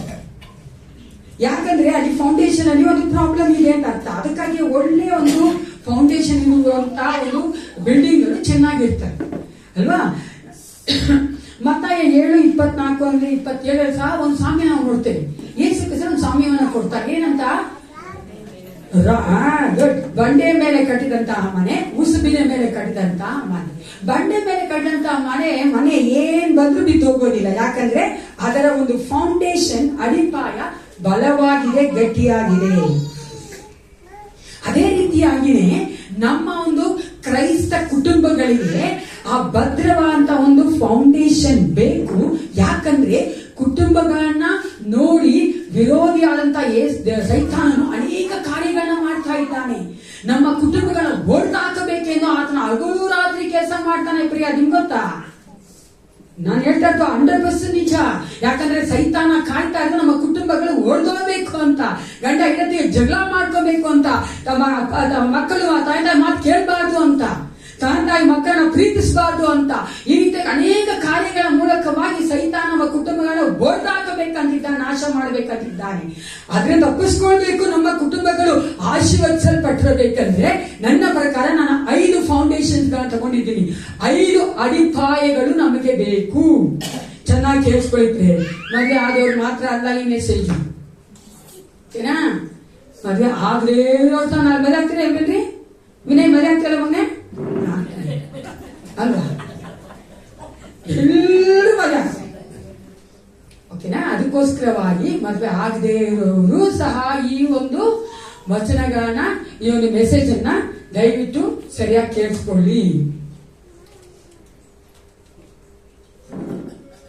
ಮೊದಲನೇ ಒಂದು ಫೌಂಡೇಶನ್, ಮೊದಲನೇ ಒಂದು ಅಡಿಪಾಯ ಯಾವುದಂದ್ರೆ ಗಂಡ ಮತ್ತೆ ತಂದೆ ಆದವರು. ಮೊದಲನೇ ಅಡಿಪಾಯ ಯಾರು? ಗಂಡ ಮತ್ತೆ ತಂದೆ. ಅವ್ರೇನಾಗಿರ್ತಾರೆ ಅಂದ್ರೆ ಕುಟುಂಬದಲ್ಲಿ ಆತ್ಮೀಕ ನಾಯಕರುಗಳಾಗಿರ್ತಾರೆ. ಪ್ರಿಯ, ನಾನು ಹೇಳ್ತಾ ಸತ್ಯವೇದ ಪ್ರಕಾರವಾಗಿ, ಮನುಷ್ಯನ ಒಂದು ಆಲೋಚನೆ ಪ್ರಕಾರವಾಗಲ್ಲ, ಲೋಕದ ರೀತಿಯಾಗಲ್ಲ, ಆತ್ಮಿಕವಾಗಿ ಅಥವಾ ಹೇಳೋದ ಸತ್ಯವೇದ ಪ್ರಕಾರವಾಗಿ ಒಬ್ಬ ಗಂಡನಾದವರು ಅಥವಾ ತಂದೆಯಾದವರು ಕುಟುಂಬಕ್ಕೆ ಆತ್ಮಿಕ ನಾಯಕರಾಗಿರುತ್ತಾರೆ. ಇವತ್ತಂತ ನೋಡಿನೇ ಅನೇಕ ಗಂಡಸರು ಬರಲಿಲ್ಲ ಅಲ್ಲ, ಹಾಗೆ ಯೋಚನೆ ಮಾಡಿದ್ದೀನಿ ನಾನು. ಓಕೆ, ಕಾಲ ಹೆಂಡತಿರು ವಾಕ್ಯ ಕೇಳ್ಕೊಂಡೋಗಿ ಗಂಡಂದ್ರಿಗೆ ಹೇಳ್ಬೇಕು, ಸರಿನಾ? ಕೇಳಿಸ್ಕೊಂಡಿದ್ದೀನಿ ಹೇಳ್ಬೇಕು, ಕೂರಿಸಿ ಅವ್ರಿಗೆ ಚೆನ್ನಾಗಿರೋ ಊಟ ಕೊಟ್ಟು ಊಟ ಮಾಡ್ತಾ ಅನ್ಬೇಕಾದ್ರೆ ಹೇಳ್ಬಿಡ್ಬೇಕು, ಅವ್ರು ಕೇಳಿಸ್ಕೊಂತಾರೆ. ಓಕೆನಾ? ನಾವು ನೋಡ್ತೇವೆ ನಮ್ಮ ಆ ಒಂದು ಗಂಡಂದರು ಅಥವಾ ತಂದೆಯರು ಏನಾಗಿರ್ತಾರೆ ಅಂದ್ರೆ ಮನೆಗೆ ಒಬ್ಬ ಯಾಜಕನಾಗಿರುತ್ತಾನೆ. ಎಲ್ಲರೂ ಹೇಳಿ, is a priest of the family. ಯಾಜಕನಾಗಿರ್ತಾರ ಅವರು. ಎಫೆಸ 5:23 ಈ ತರ ಹೇಳ್ತಾರೆ, ಕ್ರಿಸ್ತನು ಸಭೆಗೆ ತಲೆಯಾಗಿರುವ ಪ್ರಕಾರವೇ ಗಂಡನು ಹೆಂಡತಿಗೆ ತಲೆಯಾಗಿದ್ದಾನೆ, ಕ್ರಿಸ್ತನೋ ಸಭೆ ಎಂಬ ದೇಹಕ್ಕೆ ರಕ್ಷಕನಾಗಿದ್ದಾನೆ. ಆದ್ದರಿಂದಲೇ ಆ ಒಂದು ಗಂಡನಾದವರು ಅಥವಾ ತಂದೆಯಾದವರು ಆ ಕುಟುಂಬದಲ್ಲಿ ಒಂದು ಆತ್ಮಿಕವಾದ ವಾತಾವರಣ ಕೊಡಬೇಕು. ಈ ಒಂದು ಮುಖ್ಯವಾದಂತ ಒಂದು ಇಂಪಾರ್ಟೆಂಟ್ ರೋಲ್ನ ಅನೇಕ ಸಾರಿ ಹೆಂಡತಿಯರು ಮಾಡಕ್ಕಾಗಲ್ಲ ಅಥವಾ ತಾಯಂದ್ರು ಮಾಡಕ್ಕಾಗಲ್ಲ, ತಂದೆ ಆದವರು ಮಾಡ್ಬೇಕಾದದ್ದು. ಇವಾಗ ತಂದೆ ಆದವರು ಗಂಡಂದ್ರು ರಕ್ಷಣೆಗೆ ಬಂದಿಲ್ಲ ಅಂದ್ರೆ ಆ ಒಂದು ಪಾತ್ರವನ್ನ ಹೆಂಡತಿ ಆದವ್ರು ಮಾಡ್ಬೋದು. ಆದ್ರೆ ಗಂಡನೂ ರಕ್ಷಣೆಗೆ ಬಂದು ಕುಟುಂಬವಾಗಿ ರಕ್ಷಿಸಲ್ಪಟ್ಟಂತ ಕುಟುಂಬವಾಗಿದ್ರೆ ಅಲ್ಲಿ ಗಂಡನೇ ಆ ಪಾತ್ರವನ್ನ ವಹಿಸಬೇಕು, ಆ ಪಾತ್ರವನ್ನ ಮಾಡಬೇಕು ಪ್ರಿಯರೇ. ಯಾಕಂದ್ರೆ ಸತ್ಯವೇದ ಈ ರೀತಿಯಾಗಿ ಹೇಳ್ತಾರೆ, ಧರ್ಮೋಪದೇಶ ಕಾಂಡ 4:9 ಯಾವ್ದು ಹೋಗೋಲಿ, ಡ್ಯೂಟ್ರಾನಮಿ 4:9 ಯಾವ್ದು ಹೋಗೋಲಿ, ಡ್ಯೂಟ್ರಾನಮಿ 4:9 ಧರ್ಮೋಪದೇಶ ಕಾಂಡ 4:9. ಹೀಗಿರುವುದರಿಂದ ನೀವು ಬಹು ಜಾಗ್ರತೆಯಿಂದ ನಿಮ್ಮ ನಿಮ್ಮ ಮನಸ್ಸುಗಳನ್ನು ಕಾಪಾಡಿಕೊಳ್ಳುವವರಾಗಿ ನೀವು ನೋಡಿದ ಸಂಗತಿಗಳನ್ನು ಎಷ್ಟು ಮಾತ್ರವೂ ಮರೆಯದೆ ಜೀವದಿಂದಿರುವವರೆಗೂ ಅವುಗಳನ್ನು ನೆನಪಿನಲ್ಲಿಟ್ಟುಕೊಂಡು ನಿಮ್ಮ ಮಕ್ಕಳಿಗೂ ಮೊಮ್ಮಕ್ಕಳಿಗೂ ತಿಳಿಸುತ್ತಾ ಹೋಗಬೇಕು. ಇಲ್ಲಿ ನಾವು ನೋಡ್ತೇವೆ, ಗಂಡನಾದವರು ತಂದೆಯಾದವರೇ ಆ ರೀತಿಯಾದ ಆತ್ಮಿಕ ವಾತಾವರಣ ಉಂಟು ಮಾಡುವುದು ಯಾವ ತರವಾಗಿ? ಪ್ರಾರ್ಥನೆ ಮೂಲಕವಾಗಿ, ಸತ್ಯವೇದ ಓದುವುದರ ಮೂಲಕವಾಗಿ, ಬೋಧನೆ ಮಾಡುವುದರ ಮೂಲಕವಾಗಿ, ಅವರು ಸಹ ಒಂದು ಮಾದರಿಗಳಾಗಿರುವುದರ ಮೂಲಕವಾಗಿದೆ. ಹಾಗೆ ನಾವು ನೋಡ್ತೇವೆ, ತಂದೆಯಾದವರು ಗಂಡನಾದವರು ಏನಾಗಿರ್ತಾರೆ? ಒಂದು ಪ್ರೀಸ್ಟ್ ಆಗಿ, ಯಾಜಕನಾಗಿ, ಆ ಒಂದು ಆತ್ಮಿಕ ಲೀಡರ್ ಆಗಿರ್ತಾರೆ. ಒಂದು ಕುಟುಂಬ ಆಶೀರ್ವದಿಸಲ್ಪಡ್ಬೇಕಂದ್ರೆ ಗಂಡನಾದವರು ತಂದೆಯಾದವರು ಈ ರೆಸ್ಪಾನ್ಸಿಬಿಲಿಟಿ ತೆಗೆದುಕೊಳ್ಳಲೇಬೇಕು. ಇಲ್ಲಾಂದ್ರೆ ಆ ಕುಟುಂಬ ಆಶೀರ್ವದಿಸಲ್ಪಟ್ಟಂತ ಕುಟುಂಬ ಆಗೋದಿಲ್ಲ. ಸಾಮಾನ್ಯವಾಗಿ ನಾವು ವಿಶ್ವಾಸಿಗಳು ಸಹ ಸೇರಿ ಏನ್ ಮಾಡ್ತೀವಿ, ಆಶೀರ್ವದಿಸಲ್ಪಟ್ಟವರು ಅಂದ ತಕ್ಷಣ ನಮ್ಮ ಮನಸ್ಸಿಗೆ ಬರೋದೇನ್ರಿ? ಈ ಲೋಕದಲ್ಲಿ ಚೆನ್ನಾಗಿದ್ದಾರ ಅಲ್ವಾ, ಬಿಲ್ಡಿಂಗ್ ಇದೆ, ಮನೆ ಇದೆ, ಕಾರ್ ಇದೆ, ಬ್ಯಾಂಕ್ ಬ್ಯಾಲೆನ್ಸ್, ಇದೆಲ್ಲ ಅಂದ್ರೆ ನಮ್ಗೆ ಅನ್ಸ್ತೇವೆ, ದೇವ್ರ ಆಶೀರ್ವದಿಸ್ತಾರ ಅವ್ರನ್ನ. ನೋ, ಅದೆಲ್ಲ ಆಶೀರ್ವದಿಸಲ್ಪಟ್ಟಂತ ಒಂದು ಕುಟುಂಬ. ಕುಟುಂಬದಲ್ಲಿ ತಂದೆಯಾದವನು ಗಂಡನಾದವನು ಆತ್ಮಿಕವಾದ ಆ ಒಂದು ನಾಯಕತ್ವವನ್ನು ತೆಗೆದುಕೊಂಡವನಾಗಿ ಒಂದು ಯಾಜಕನಾಗಿದ್ದು ಆ ಒಂದು ಆತ್ಮಿಕ ವಾತಾವರಣ ಉಂಟು ಮಾಡಬೇಕಾದ್ರೆ ಆ ಕುಟುಂಬ ಆಶೀರ್ವದಿಸಲ್ಪಟ್ಟಂತ ಕುಟುಂಬ. ಸ್ಯಾಡ್ಲಿ ಟು ಸೇ ದಿಸ್, ಅಂದ್ರೆ ಈ ದುಃಖಕರವಾದ ಕಾರ್ಯ ಏನ್ ಗೊತ್ತಾ, ಸತ್ಯವೇದದಲ್ಲಿ ನೋಡ್ತೇವೆ, ಈ ತರ ಉದಾಹರಣೆ ಇಲ್ಲದೆ ಅಂದ್ರೆ ಎಕ್ಸಾಂಪಲ್ ಕೊಡದೆ ಜೀವಿದಂತ ಅನೇಕ ಒಂದು ತಂದೆಗಳನ್ನ ಗಂಡಗಳನ್ನ ನಾವು ನೋಡ್ತೇವೆ. ಯಾಕೆ ಗೊತ್ತಾ? ನಕಾರಾತ್ಮಕ ನೋಡೋಣ, ಯೂಶುವಲ್ ಪಾಸಿಟಿವ್ ಆಗಿ ನೋಡ್ತೀವಿ ಅವಾಗಲ್ವಾ, ನೆಗೆಟಿವ್ ಆಗಿ ನೋಡಲ್ಲ ಅಲ್ವೇನ್ರಿ? We not learn the teaching from negative side. ಅಂದ್ರೆ ಒಂದು ನಕಾರಾತ್ಮಕವಾಗಿ ನಾವು ಆಲೋಚನೆ ಮಾಡಿ ಅದರಿಂದ ಪಾಠ ಕಲ್ತ್ಕೊಳ್ಳೋದಿಲ್ಲ. ಯೂಶುವಲ್ ಆಗಿ ಪಾಸಿಟಿವ್ ಆಗಿ ಹೇಳಿನೇ ನಾವು ಪಾಠ ಕಲ್ತ್ಕೊಳ್ತೀವಿ. ಆ ಸತ್ಯವೇದದಲ್ಲಿ ಈ ತರ ನಾಯಕರುಗಳಾಗಿಲ್ಲದೆ, ಆತ್ಮಿಕವಾಗಿ ಇಲ್ಲದೆ ನೋಡುವುದಾದ್ರೆ ಅನೇಕ ತಂದೆಯರು ಗಂಡಂದ್ರು ಆ ಕುಟುಂಬದಲ್ಲಿ ಆಶೀರ್ವಾದವಾಗಿ ಇಲ್ಲದೇ ಇದ್ರು ಅವ್ರು ಯಾರು ಗೊತ್ತಾ ನಿಮ್ಗೆ? ಸತ್ಯವೇದ ಯಾರ್ರಿ? ಆತರ ಒಂದು ಸ್ಪಿರಿಚುವಲ್ ಆಗಿರ್ಲಿಲ್ಲ, ಸ್ಪಿರಿಚುವಲ್ ಫಾದರ್ ಆಗಿರ್ಲಿಲ್ಲ, ಅವರು ಸ್ಪಿರಿಚುವಲ್ ಲೀಡರ್ ಆಗಿರ್ಲಿಲ್ಲ. ಅವರು ಆ ಕುಟುಂಬದಲ್ಲಿ ಆ ಕುಟುಂಬದ ಆಶೀರ್ವದಿಸಲ್ಪಟ್ಟುವಂತ ಕುಟುಂಬವಾಗಿ ಮಾರ್ಪಡಕ್ಕೆ ಅವ್ರ ಕಾರಣ ಆಗ್ಲಿಲ್ಲ. ಯಾರು? ವೆರಿ ಗುಡ್, ಏಲಿ ಗೊತ್ತಲ್ಲ, ಮತ್ತೆ ಸಾಮ್ಯುವೇಲ, ಮತ್ತೆ ದಾವಿದ ತಾನೇನ್ ತಪ್ಪು ಮಾಡ್ದ ಅದೇ ತಪ್ಪು ತನ್ನ ಮಗ ಮಾಡ್ದ. ಯಾಕೆ ಮಾದರಿ ಆಗಿರ್ಲಿಲ್ಲ ಅಲ್ವಾ? ಆತರ ಸಹ ನಾವು ನೋಡುತ್ತೇವೆ. ಎಫೆಸ 5:25 ಮತ್ತು 33 ಯಾರದು ಓದೋಣ? Ephesians chapter 5, 25 and 33. ಪುರುಷರೇ, ಓದಿ. ಕ್ರಿಸ್ತನು ಸಭೆಯನ್ನು ಪ್ರೀತಿಸಿದ ಪ್ರಕಾರವೇ ನಿಮ್ಮ ನಿಮ್ಮ ಹೆಂಡತಿಯರನ್ನು ಪ್ರೀತಿಸಿರಿ. 33ನೇ ವಚನ. ಅದಿರಲಿ, ನಿಮ್ಮಲ್ಲಿ ಪ್ರತಿ ಪುರುಷನು ತನ್ನನ್ನು ಪ್ರೀತಿಸಿಕೊಳ್ಳುವಂತೆಯೇ ತನ್ನ ಹೆಂಡತಿಯನ್ನು ಪ್ರೀತಿಸಬೇಕು. ಪ್ರತಿ ಹೆಂಡತಿ ಸಾಕು ಫಸ್ಟ್ ಹೇಳಿ, ಗಂಡಸರು ನೋಡ್ತಾ ಇದೀವಲ್ಲ, ಸ್ಟಾಪ್. ಒಂದೊಂದೇ ನೋಡೋಣ. ಮೊದಲನೇ ಒಂದು ಫೌಂಡೇಶನ್ ಏನು? ಗಂಡ ತಂದೆ ಅಲ್ವಾ? ಇಲ್ಲೇ ನೋಡ್ತೀವಿ. ಮೊದಲನೇದಾಗಿ ನಾನು ಹೇಳಿದೆ ನಿಮ್ಗೆ, ಅವ್ರು ಆತ್ಮಿಕವಾದ ಪ್ರೀಸ್ಟ್ ಆಗಿ ಒಂದು ಲೀಡರ್ ಆಗಿ ಇರಬೇಕು. ಅದು ಮಾತ್ರವಲ್ಲ, ನಮ್ಮ ಒಂದು ಕುಟುಂಬಗಳು ಆಶೀರ್ವದಿಸಲ್ಪಡುವಂತ ಕುಟುಂಬವಾಗಿರ್ಬೇಕಂದ್ರೆ ಆ ಒಂದು ಗಂಡನಾದವನು ತನ್ನ ಹೆಂಡತಿಯನ್ನ ಪ್ರೀತಿಸುವನಾಗಿರಬೇಕು. ಅಲ್ಲೇನ್ ನೋಡ್ತೀವಿ ನಾವು, ತನ್ನನ್ನು ತಾನು ಪ್ರೀತಿಸಿಕೊಳ್ಳುವಂತೆ ತನ್ನ ಹೆಂಡತಿಯನ್ನ ಪ್ರೀತಿಸಬೇಕು. ಯಾವ ಮನುಷ್ಯನು ಸಹ ತನ್ನನ್ನು ತಾನು ದ್ವೇಷ ಮಾಡೋದಿಲ್ಲ. ತನ್ನನ್ನು ತಾನು ಚೆನ್ನಾಗಿ ನೋಡ್ಕೊಳ್ಬೇಕೆಂಬುದೇ ಎಲ್ಲರೂ ಆಸೆ ಅಲ್ವಾ?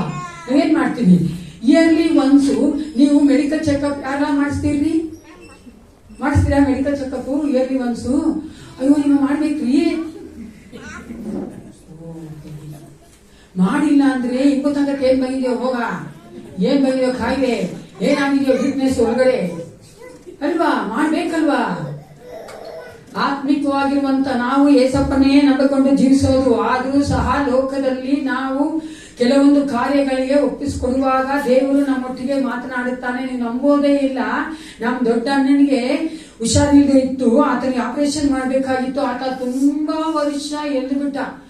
ಎಷ್ಟು ಹೇಳಿದ್ರು ಡಾಕ್ಟರ್, ಸ್ವಲ್ಪ ಲೋಕಲ್ ಡಾಕ್ಟರ್ಗಳು ಹೇಳಿದ್ರು ಕೂಡ ಕೇಳ್ದಿರಾ ಆತ ಡಾಕ್ಟರ್ ಹತ್ರನೇ ಹೋಗ್ಲಿಲ್ಲ, ಅಂದ್ರೆ ಹಾಸ್ಪಿಟಲ್ಗೆ ಹೋಗಿ ಚೆಕಪ್ ಮಾಡ್ಕೊಳ್ಳಿಲ್ಲ. ಅದು ಜಾಸ್ತಿ ಆಗ್ಬಿಟ್ಟು ಆತನಿಗೆ.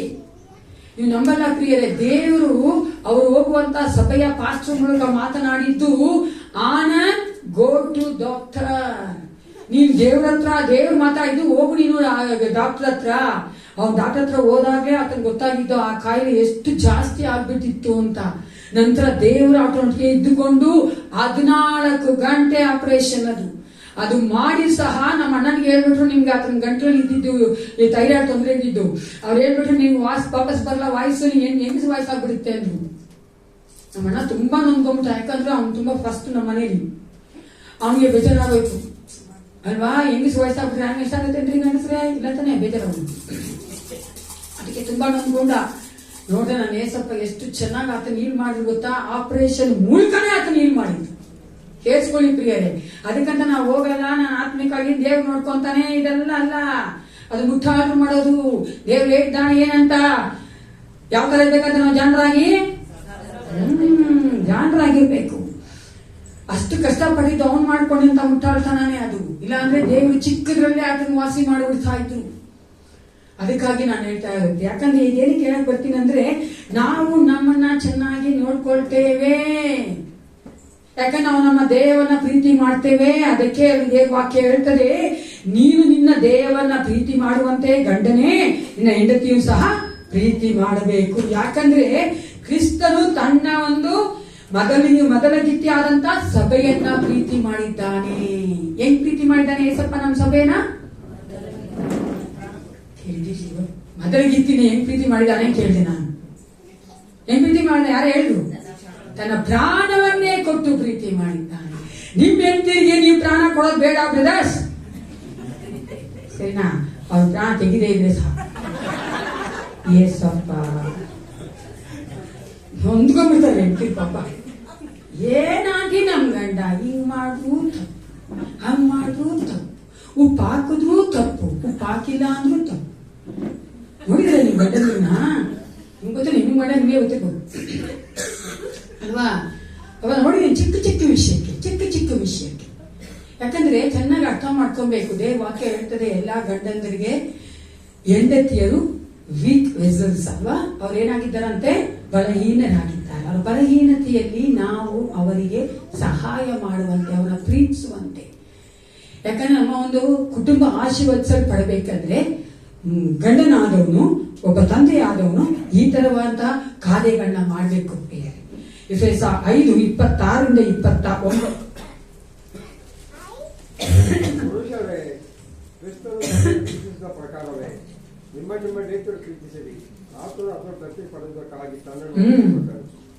ಅದನ್ನ ಕಳಂಕ, ಸುಕ್ಕು ಮುಂತಾದದೊಂದು ಇಲ್ಲದ ಕಣಿಕೆಯೋ ಎಂಬಂತೆ ಖಂಡಿತವೂ ನಿರ್ದೋಷವೂ ಮಹಿಮೆಯುಳ್ಳದ್ದು ಆಗಿರುವ ಹೃದಯನಾಗಿ ತನ್ನೆದುರು ನಿಲ್ಲಿಸಿಕೊಳ್ಳಬೇಕೆಂದು ಅಪ್ರಪದೇಶ ಸಹಿತವಾದ ಜಲಸ್ನಾನ ಮಾಡಿಸಿ ಯುದ್ಧ ಮಾಡಿದರು.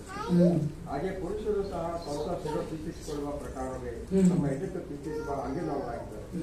ತನ್ನ ಹೆಂಡತಿ ಪ್ರೀತಿಸುವವನು ತನ್ನನ್ನೇ ಪ್ರೀತಿಸಿಕೊಳ್ಳುವನಾಗಿದ್ದಾನೆ. ಯಾರು ಎಂದೂ ಸ್ವ ಶರೀರ ಹಾಗೆ ಮಾಡಿದ್ದಿಲ್ಲ. ಎಲ್ಲರೂ ತಮ್ಮ ಶರೀರ ಪೋಷಿಸಿ ಸಂರಕ್ಷಿಸುತ್ತಾರೆ. ಇಲ್ಲ ನೋಡ್ತೇವೆ, ಕ್ರಿಸ್ತನು ಸಭೆಯನ್ನ ಪ್ರೀತಿಸಿದ ಹಾಗೆ ಪುರುಷನು ತನ್ನ ಹೆಂಡತಿಯನ್ನ ಪ್ರೀತಿಸಬೇಕು. ತನ್ನ ಸ್ವಂತ ಶರೀರವನ್ನು ಪ್ರೀತಿಸುವ ಹಾಗೆ ತನ್ನ ಹೆಂಡತಿಯನ್ನು ಪ್ರೀತಿಸುವ ಹಂಗಿನಲ್ಲಿದ್ದಾರೆ. ಯಾಕಂದ್ರೆ ತನ್ನ ಹೆಂಡತಿಯನ್ನು ಪ್ರೀತಿಸುವನು ತನ್ನನ್ನೇ ಪ್ರೀತಿಸಿಕೊಳ್ಳುವನಾಗಿದ್ದಾನೆ. ಅನೇಕ ಸಾರಿ ಪಾಪ ಹೆಂಡತಿ ಹುಷಾರ್ ಕೂಡ ಇರಲ್ಲ ಗೊತ್ತಾ, ತುಂಬಾ ಒಂದು ಕಷ್ಟಪಡ್ತಾ ಇರ್ತಾರೆ ಮಾನಸಿಕವಾಗಿ, ಶಾರೀರಿಕವಾಗಿ.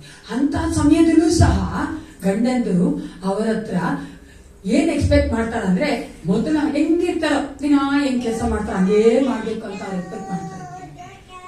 ನಂಗೆ ಇಲ್ಲೊಂದು ಜೋಕ್ ನಾಕ ಬಂತು. ಒಂದ್ಸಾರಿ ಒಂದು ಹೋಗಿದ್ದೆ, ಗಂಡ ಹೆಂಡ್ತಿದ್ದಾರೆ, ಓಕೆನಾ, ಹೆಂಡ್ತಿ ಹುಷಾರಿಲ್ಲ, ಹೆಂಡ್ತಿ ಮಾಡ್ಕೊಂಡಿದ್ದಾರೆ. ಗಂಡನ್ಗೂ ಚೂರು ಅಡುಗೆ ಮಾಡಕ್ ಬರಲ್ಲ. ಬರ್ತೇನ್ರಿ ಗಂಡಂದ್ರೆ ಬರ್ತಾವೆ, ಓಕೆನಾ, ಬರಲ್ಲ. ಆ ಹುಡುಗಿ ಪಾಪ ಹೆಣ್ಣಿ ಎದುರೋಕ್ ಆಗ್ತಾ ಇಲ್ಲ, ಮಾಡಕ್ ಆಗ್ತಿಲ್ಲ. ಅವ್ರು ಕೇಳಿದ್ರು, ನಾನು ನಿಮ್ಗೆ ಹೇಳ್ಕೊಡ್ತೀನಿ, ಹಂಗ್ ಮಾಡೋ ಅಡುಗೆ ಮನೆಗೆ ಹೋಗಿ ಅಂತ.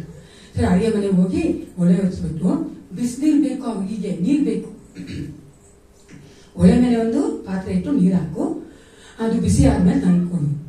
ಸರಿ, ಅವ್ರ ಗಂಡ ಸರಿ ಅಂತ ಹೋದ್ರು. ಹೋಗಿ ಎಲ್ಲ ಮಾಡಿದ್ರು. 10 ನಿಮಿಷ ಆಯ್ತು, ಬರಲೇ ಇಲ್ಲ. ಹುಡುಗಿ ಕಾಯ್ತಾ ಇದ್ಲು. ಕರೆದು, ಏನ್ರಿ ನೀರೇ ತಂದ್ಕೊಂಡಿಲ್ವಲ್ರಿ, ಬಂದ್ರಿ ಅಂದ. ಅದೇನು ಉಕ್ಕತಾನೆ ಇಲ್ವೇ, ಉಕ್ಕದ್ನ ಬರ್ತೀನಿ ಅಂದ. ನೀರು ಕೂತು ಉಕ್ಕಡ ಅಂತ ಕೂಡ ಗೊತ್ತಿಲ್ಲ, ಆನೆ ಉಕ್ಕೋದು ಅಂತ ಸಹ ಗೊತ್ತಿಲ್ಲ. ಹೌದಾ, ಹೇಗಿದೆ ಗಂಡು ಹಂಗಿರ್ಬಾರ್ದು. ನಮ್ಮ ಕುಟುಂಬ ಆಶೀರ್ವದಿಸಲ್ಪಟ್ಟಂತ ಕುಟುಂಬ ಆಗ್ಬೇಕಂದ್ರೆ ಹೆಂಡತಿಯನ್ನ ನಾವು ಅವ್ರ ವಿರುದ್ಧ ವೀಕ್ನೆಸ್ ಅಲ್ಲಿ, ಅವ್ರು ಪಡುವಂತ ಕಷ್ಟಗಳಲ್ಲಿ ನಾವು ಅವ್ರನ್ನ ಪ್ರೀತಿಯಿಂದ ನೋಡ್ಕೊಳ್ಬೇಕು. ಯಾಕಂದ್ರೆ ಪ್ರೀತಿ ಅನ್ನೋದೇ ಕ್ರೈಸ್ತತ್ವದ ಏನಾಗಿದೆ, ಅಲ್ವಾ? ಅದಿಲ್ಲ ಅಂದ್ರೆ ನಾವು ಕ್ರೈಸ್ತ ಅಂತ ಕಳ್ಕೊಳ್ಳೋದ್ರಲ್ಲಿ ಏನೋ ಪ್ರಯೋಜನ ಇಲ್ಲ. ಅನೇಕ ನಾನು ನೋಡಿದ್ದೀನಿ ಗಂಡಂದ್ರು, ನಾನೇನ್ ಕಮ್ಮಿ ಮಾಡಿದೀನಿ ಸಿಸ್ಟರ್, ಅವ್ರಿಗೆ ಮನೆ ಕೊಟ್ಟಿದ್ದೀನಿ, ಗಾಡಿ ಕೊಟ್ಟಿದ್ದೀನಿ, ಚೆನ್ನಾಗಿ ಇಟ್ಟಿದ್ದೀನಿ, 3 ಹೊತ್ತು ಊಟ ಕೊಡ್ತೀನಿ, ಸಾಯಂಕಾಲ ಹೊತ್ತು ಸ್ನಾಕ್ಸ್ ಕೂಡ ಕೊಡ್ತೀನಿ, ಎಲ್ಲ ಕೊಡ್ತೀಯ. ಅದೇ ನೀನೇ ಅವೈಲೇಬಲ್ ಆಗಿಲ್ಲ ಆಗುತ್ತೆ ಅಲ್ವಾ? ಎಲ್ಲೋ ಇರ್ತೀಯ, ಯಾವಾಗ್ಲೋ ಬರ್ತೀಯ, ಯಾವಾಗ್ಲೋ ಹೋಗ್ತೀಯ. ನಾನು ಕೇಳಿ ಏನ್ ಗೊತ್ತ ಪ್ರೇಮ, ನಂಗೆ ಆಶ್ಚರ್ಯ ಏನ್ ಗೊತ್ತಾ, ನಾನು ಕೆಲವರು ಹೇಳ್ತಾರೆ ಬಂದು, ಸಿಸ್ಟರ್ ನಮ್ ಗಂಡ ಯಾವಾಗ ಹೋಗ್ತಾನೆ ಗೊತ್ತೇ ಆಗಲ್ಲ ನನಗೆ ಅಂತ. ನಾನು ತುಂಬಾ ಆಶ್ಚರ್ಯ. ಹೋಗ್ಬೇಕಾದ್ರೆ ಹೋಗಿ ಬರ್ತೀನಿ ಅಂತ ಹೇಳ್ಬೇಕಾ ಬೇಡವಾ? ಹೇಳ್ತೀರಿ, ಅಭ್ಯಾಸ ಇದೆ ನಿಮ್ಗೆ ಅಲೋ ಗಂಡ ಏನ್ರಿ? ನನಗೆ ತುಂಬಾ ಆಶ್ಚರ್ಯ ಆಗೋದ್ರಿ, ನಿಮ್ಮಮ್ಮ ತುಂಬಾ ಆಶ್ಚರ್ಯ ಆಯ್ತು. ಹೋಗ್ಬೇಕಾದ್ರೆ ಹೇಳ್ಬಿಟ್ಟು ಹೋಗಿ ಬರ್ತೀನಮ್ಮ, ಇಲ್ಲಿ ಹೋಗ್ತಾ ಇದೀನಿ, ಅಲ್ಲಿ ಹೋಗ್ತಾ ಇದೀನಿ ಹೇಳ್ಬಿಟ್ಟು ಹೋಗ್ಬೇಕಲ್ವಾ? ಹೆಂಗ್ ಗೊತ್ತಾಗ್ತೀವ ಅಂದ್ರೆ ಕೈಕೊಂಡಿರ್ಬೇಕು ಅವರು. Hello, this not the way to treat your wifes. ನಾವು ಏಸಪ್ಪ ಮಕ್ಕಳಾಗಿದ್ದೇವಂದ್ರೆ, ನಾವು ಆತನ ಒಂದು ಹೆಜ್ಜೆ ದಾರಿನ ನಡೀತಾ ಇದ್ದೀವಂದ್ರೆ, ಆತನ ಪ್ರೀತಿಯನ್ನ ನಮ್ಮ ಒಂದು ಸಂಬಂಧಗಳಲ್ಲಿ ತೋರಿಸ್ಕೊಡ್ಬೇಕು. ನಮ್ಮ ಒಂದು ವರ್ತನೆಗಳಲ್ಲಿ, ನಮ್ಮ ಒಂದು ಆಕ್ಷನ್ ಅಲ್ಲಿ ತೋರಿಸ್ಬೇಕು ಪ್ರಿಯ. ಇಲ್ಲದೆ ಇದ್ರೆ ನಮ್ಮ ಒಂದು ಕುಟುಂಬ ಆಶೀರ್ವದಿಸಲ್ಪಟ್ಟಂತ ಕುಟುಂಬ ಅಲ್ಲ. ನೀವು ಎಫೆಸ 5ನೇ ಅಧ್ಯಾಯದಲ್ಲಿ ಓದಿ ನೋಡುವುದಾದ್ರೆ ಮನೇಲಿ ಓದ್ರಿ, ಓಕೆನಾ? ಅದು ವಿಶೇಷವಾಗಿ ಗಂಡಂದ್ರಿಗೆ ಓದ್ರಿ. ಅಲ್ಲ ನೋಡ್ತೀವಿ 3 ಪಟ್ಟು ಜಾಸ್ತಿ ಆಗಿ ಗಂಡಂದ್ರಿಗೆ ಮನೇಲಿ ಬಿಟ್ಟಿದ್ದಾರೆ. ನೋಡ್ಬೇಕಂದ್ರೆ ಹೆಂಗಸಿಗಿಂತ ಹೆಂಡತಿರಿಗಿಂತ ಗಂಡಂದ್ರಿಗೆ 3 ಪಟ್ಟು ಜಾಸ್ತಿ ಬಂದವ್ರೆ. ಯಾಕಂದ್ರೆ ಅವ್ರು ಚೆನ್ನಾಗಿ ಗೊತ್ತು ಏಸಪ್ಪನ್ಗೆ ಈ ಗಂಡಂದ್ರು ಕೇಳಲ್ಲ ಮಾತು. ಅದಕ್ಕೆ ಹೇಳಿದ್ರಿಂದ ಹೇಳಿದ್ದಾರೆ 3 ಸಾಲ ಹೋಯ್ತಾರೆ. ಎಫೆಸ 5, ಅದು ಎಫೆಸ 5ನೇ ಅಧ್ಯಾಯನ ಎಲ್ಲ ಕುಟುಂಬದವರು ಗಂಡ ಹೆಂಡತಿ ಮಕ್ಕಳಾದವರು ಓದ್ಬೇಕಾದ ಒಂದು ಅಧ್ಯಾಯ ಆಗಿದೆ. ಓದ್ಬೇಕು ಪ್ರಿಯರೇ. ನಾನು ಇಲ್ಲಿ ಒಂದು ಉದಾಹರಣೆ ಹೇಳಕ್ಕೋಸ್ಕರ ಅನ್ಕೊಂತಾ ಇದ್ದೇನೆ. ಅವಾಗ ನನಗೂ ನಾಲ್ಕ ಬಂದಿದೆ ಅಂದ್ರೆ, ಯಾಕಂದ್ರೆ ಕ್ರಿಸ್ಮಸ್ ಹತ್ರ ಬರ್ತಾ ಇದ್ದಾನೆ, ಗೊತ್ತಲ್ವಾ? ಕ್ರಿಸ್ಮಸ್ ಹತ್ರ ಬರ್ತಾ ಇದೆ. ಆ ಕ್ರಿಸ್ಮಸ್ ಸಮಯದಲ್ಲಿ ನಾವು ಈ ವಿಷಯ ಧ್ಯಾನ ಮಾಡ್ತೀವಿ, ಅನೇಕ ಕಾರ್ಯಗಳನ್ನ. ಆದ್ರೆ ನನ್ಗೊಬ್ಬ ವ್ಯಕ್ತಿ ನಾಲ್ಕ ಬಂದಿದೆ, ಯಾರು ಗೊತ್ತಾ? ಯೋಸೇಫ ಯಾರು? ಮರಿಯಳ ಗಂಡ, ಈ ಲೋಕದಲ್ಲಿ ಯೇಸು ಕ್ರಿಸ್ತನ ತಂದೆ ಆದವರು ಅಲ್ವಾ? ಮತ್ತಾಯ 1:19 ಓದಿ. ಯಾವ್ದು ಓದಿ? ಮತ್ತಾಯ 1:19. ಆದರೆ ಆಕೆಯ ಗಂಡನಾದ ಯೋಸೇಫನು ಸಜ್ಜನನಾಗಿದ್ದು ಆಕೆಯನ್ನು ಬಯಲಿಗೆ ತರುವುದಕ್ಕೆ ಮನಸ್ಸಿಲ್ಲದೆ ಯಾರಿಗೂ ತಿಳಿಯದಂತೆ ಆಕೆಯನ್ನು ಬಿಟ್ಟು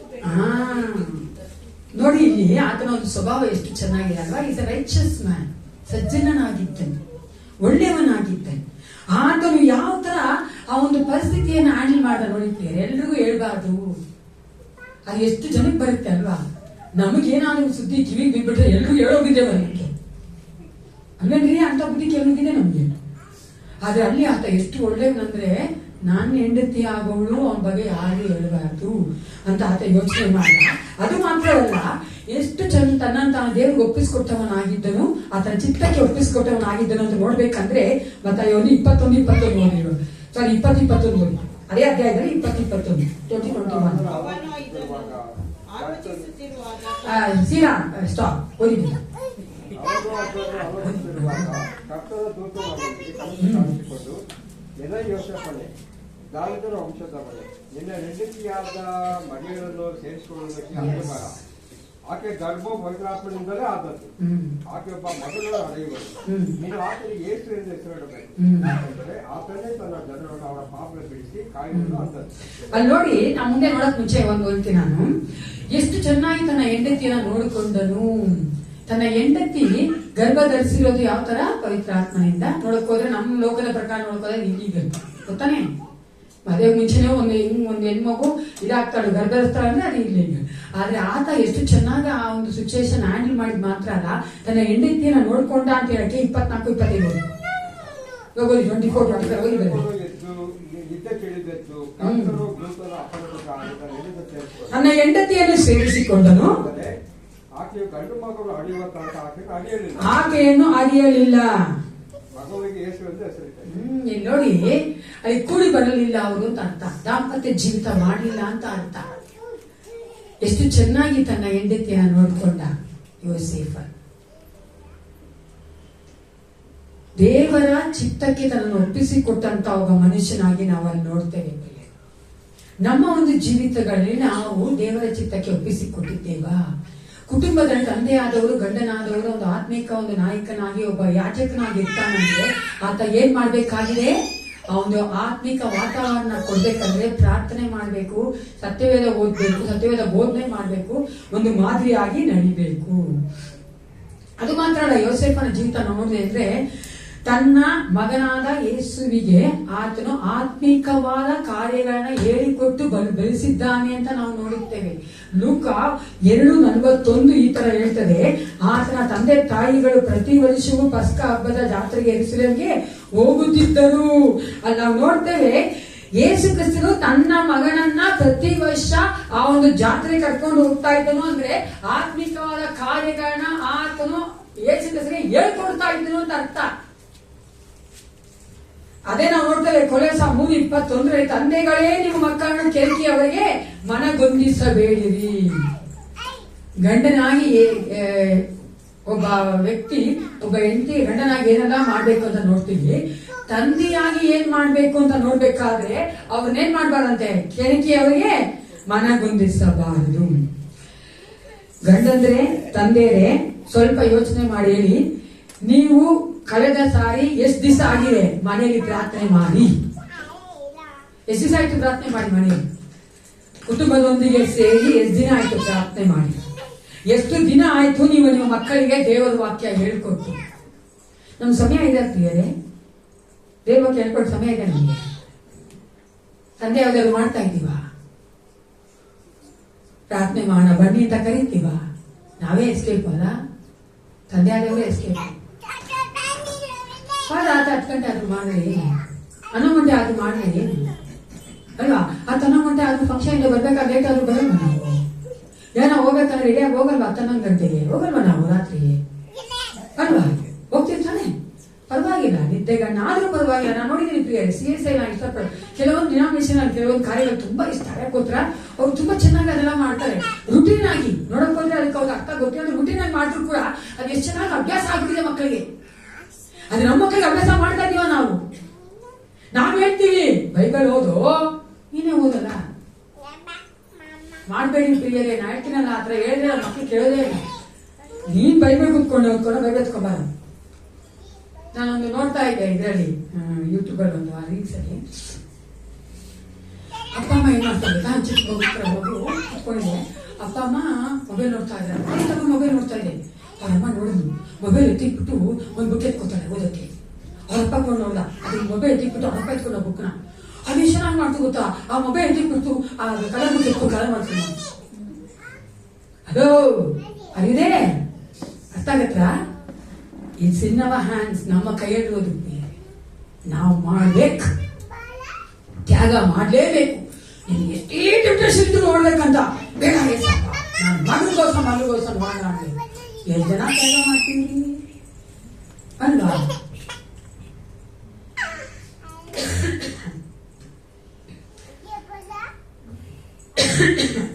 ಒಂದ್ಸಾರಿ ಒಬ್ಬ ತಾಯಿ ಏನ್ ಅನ್ಕೊಂಡಂತೆ, ನನ್ನ ಮಗನಿಗೆ ಥ್ಯಾಂಕ್ ಯು ಹೇಳ್ಕೊಳ್ಬೇಕು ಗೊತ್ತಲ್ಲ, ಏನ್ ಹಾಕೊಟ್ರೆ ಥ್ಯಾಂಕ್ಸ್ ಹೇಳ್ಬೇಕು ಅಂತ.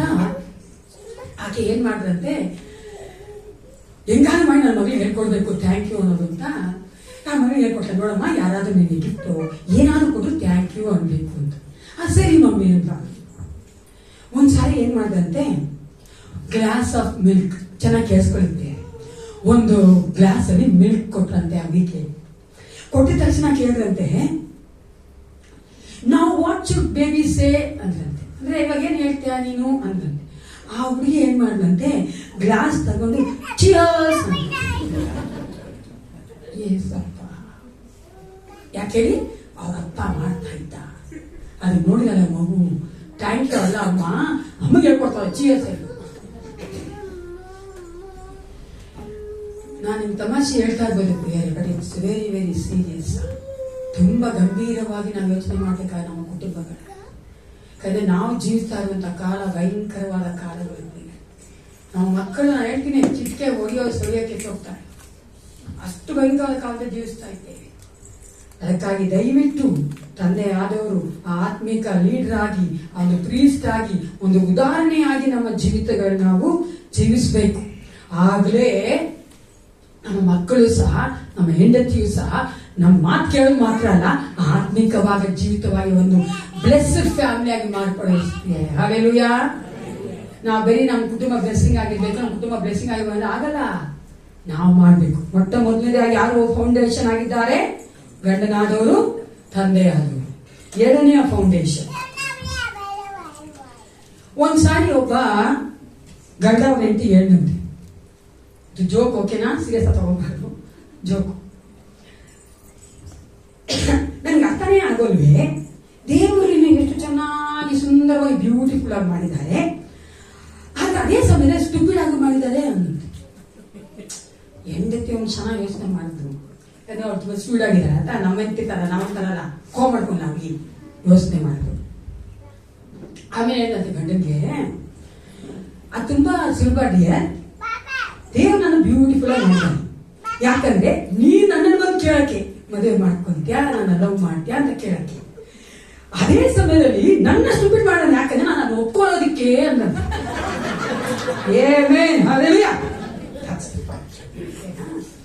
ಅನ್ಕೊಂಬಾರ್ದು ಯಾರು ನಾವು ಬುದ್ಧಿಶಾಲಿ. ನಮ್ಮ ಇದ್ರಲ್ಲಿ ನಾವು ಇರ್ಬೇಕು. ದೇವ್ರು ಎಲ್ಲರಿಗೂ ಯೂನಿಕ್ ಆಗಿ ಸೃಷ್ಟಿ ಮಾಡಿದ್ದಾನೆ. ದೇವ್ರು ಗೊತ್ತು ಯಾರಿಗೆ ಏನೇನ್ ಕೊಡ್ಬೇಕು ಅಂತ.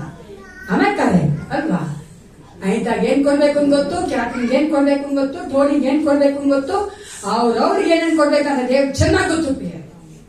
ಅದೇ ತರನೇ ಆತ ನಡೆಸೋದು. ಅದಕ್ಕೋಸ್ಕರವಾಗಿ ನಾನು ದೊಡ್ಡವನು ನೀನು ಚಿಕ್ಕವಳು ಅಂತ ಹೇಳಕ್ಕಲ್ಲ, ದೇವರು ಸ್ತ್ರೀಯನ್ನ ಅಧೀನರ ಆಗೋ ಅಂತ ಹೇಳೋರು. ಅರ್ಥ ಆಗತ್ತಲ್ಲ? ಅದೇ ಎರಡನೇ ಫೌಂಡೇಶನ್ ಏನು, ಹೆಂಡತಿ ಆದವರು ಅಥವಾ ತಾಯಿ ಆದವರು, ವೈಫ್ ಮದರ್ ನಾವು ನೋಡ್ತೇವೆ. ಹೀಗೆ ಒಂದು ರೋಲ್ ನೀವು ನೋಡುವುದಾದ್ರೆ ನೋಬಲ್ ಕ್ಯಾರೆಕ್ಟರ್, ಒಳ್ಳೆಯ ಒಂದು ಸ್ವಭಾವವುಳ್ಳಂತ ಸ್ತ್ರೀಯಾಗಿರಬೇಕು.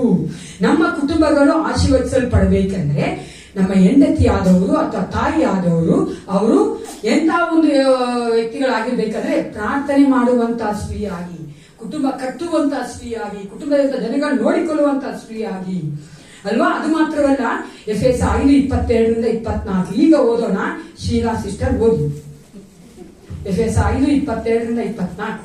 ಸ್ತ್ರೀಯರೇ, ನೀವು ಕರ್ತನಿಗೆ ಹೇಗೋ ಹಾಗೆಯೇ ನಿಮ್ಮ ನಿಮ್ಮ ಗಂಡಂದಿರಿಗೆ ಅಧೀನರಾಗಿರಿ. ಕ್ರಿಸ್ತನು ಸಭೆಗೆ ತಲೆಯಾಗಿರುವ ಪ್ರಕಾರವೇ ಗಂಡನು ಹೆಂಡತಿಗೆ ತಲೆಯಾಗಿದ್ದಾನೆ. ಕ್ರಿಸ್ತನು ಸಭೆಯೆಂಬ ದೇಹಕ್ಕೆ ರಕ್ಷಕನಾಗಿದ್ದಾನೆ. ಸಭೆಯು ಕ್ರಿಸ್ತನಿಗೆ ಹೇಗೆ ಅಧೀನವಾಗಿದೆಯೋ ಹಾಗೆಯೇ ಸ್ತ್ರೀಯರು ತಮ್ಮ ತಮ್ಮ ಗಂಡನಿಗೆ ಎಲ್ಲಾ ವಿಷಯಗಳಲ್ಲಿ ಅಧೀನರಾಗಿರಬೇಕು. ನನಗೆ ಸ್ತ್ರೀ ಆದವರು ಇವಾಗ ಗಂಡನಿಗೆ ಅಧೀನರಾಗಿರಬೇಕು ಅಂತ ಹೇಳ್ಬೇಕಾದ್ರೆ ನಾನು ಹೇಳಿದ ಹಾಗೆ ಅವರು ಅದರಲ್ಲಿ ಒಂದು ಒಳ್ಳೆಯ ಒಂದು ಇಲಿಸ್ಟ್ರೇಷನ್ ಇದೆ. ಏನ್ರೆ ನಾನು ಇದನ್ನ ಥಿಯಾಲಜಿ ಓದ್ತಾ ಇದ್ದಾಗ ಕೇಳಿಸ್ಕೊಂಡಿತ್ತು. ದೇವರು ಆದಾಮನ್ನ ಗಾಢ ನಿದ್ರೆ ಬಡಿಸಿ ಆತನ ಎಳುಬನಿ ತೆಗೆದು ಸೀಲ್ ಮಾಡಿದ ಗೊತ್ತಾ ನಿಮ್ಗೆ? ಯಾಕೆ ತಲೆಯಲ್ಲಿ ಎಲ್ಬಿದೆಯಲ್ಲ, ಕಾಲಲ್ಲಿ ಎಲ್ಬಿದೆಯಲ್ಲ, ಅದಕ್ಕೆ ಎತ್ತಿಲ್ಲ ದೇವರು ಅಂತ ಯೋಚನೆ. ಅದಕ್ಕೆ ಅವ್ರು ಎಷ್ಟು ಚೆನ್ನಾಗಿ ಹೇಳ್ತಾರಂದ್ರೆ, ಎಲುಬು ಗೊತ್ತಲ್ಲ, ಪಕ್ಕ ಎಲುಬು ಪಕ್ಕದ ಇಲ್ಲಿ ಅದು ಸೆಂಟ್ರಲ್. ಅಂದ್ರೆ ಗಂಡ ಹೆಂಡತಿ ಸಮವಾಗಿರ್ಬೇಕಂತ ದೇವ್ರು ಮಾಡೋದಂತೆ. ಹಾಲೆಲೂಯಾ.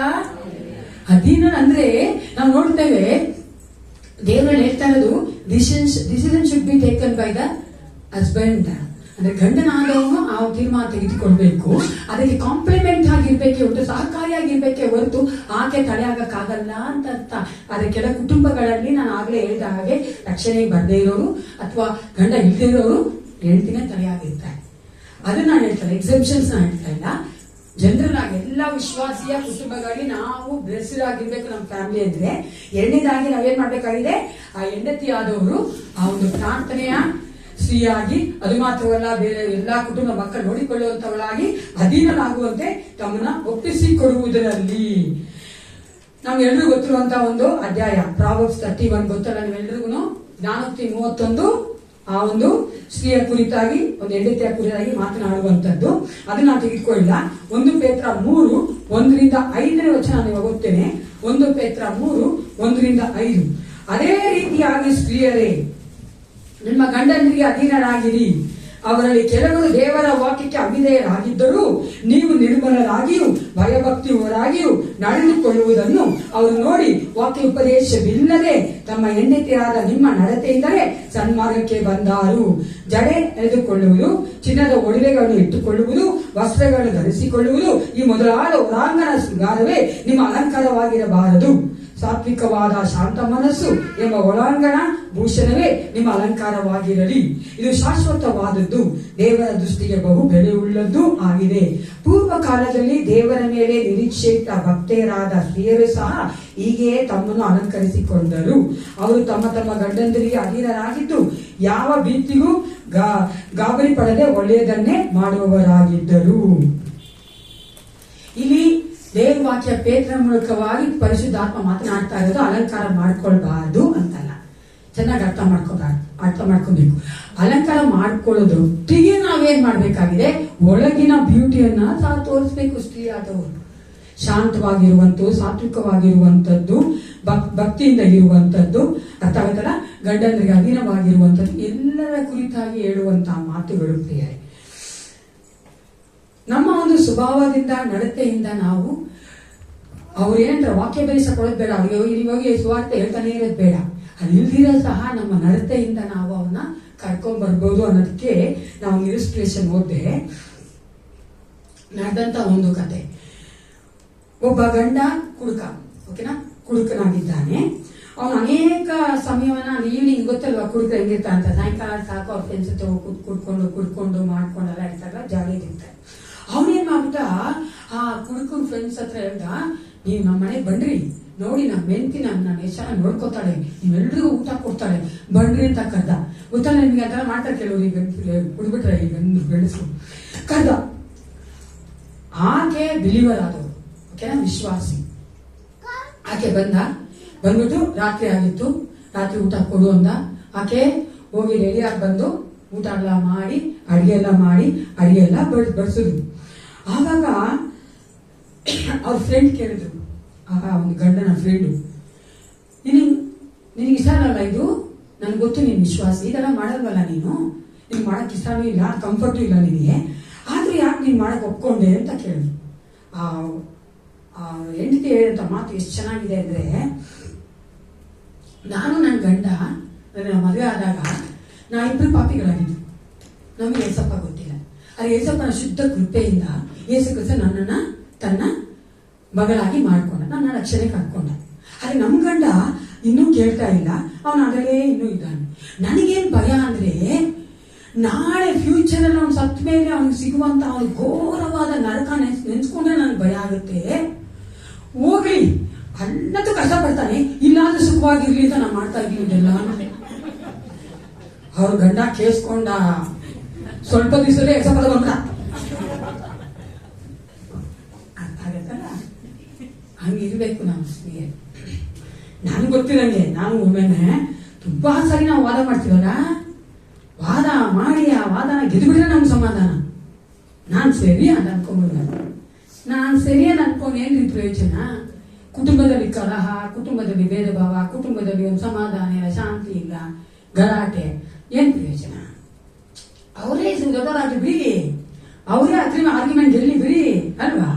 ಯಾರು ನಮ್ ಗಂಡ ತಾನೆ. ಯಾವತ್ತೂ ಅಷ್ಟೇ ಸ್ನೇಹಿತರೆ, ನಾವು ಕೆತ್ಕೊಬೇಕಾಗಿರೋದು, God has kept time for everything. ನೋಡ್ಬೇಕು, ಒಂದು ಟೈಮ್ ಇಟ್ಟಿದ್ದಾನೆ. ಅದು ನಾವೇ ಸೆನ್ಸಿಟಿವ್ ಆಗಿರಲ್ಲ. ದೇವ್ರು ಒಂದು ಟೈಮ್ ಕೊಡ್ತಾನೆ, ಮಗಳೇ ಇದು ನಿನ್ ಟೈಮು, ನೀನ್ ಮಾಡುವಂತ. ಆವಾಗ ನಾವು ಮಾಡಲ್ಲ.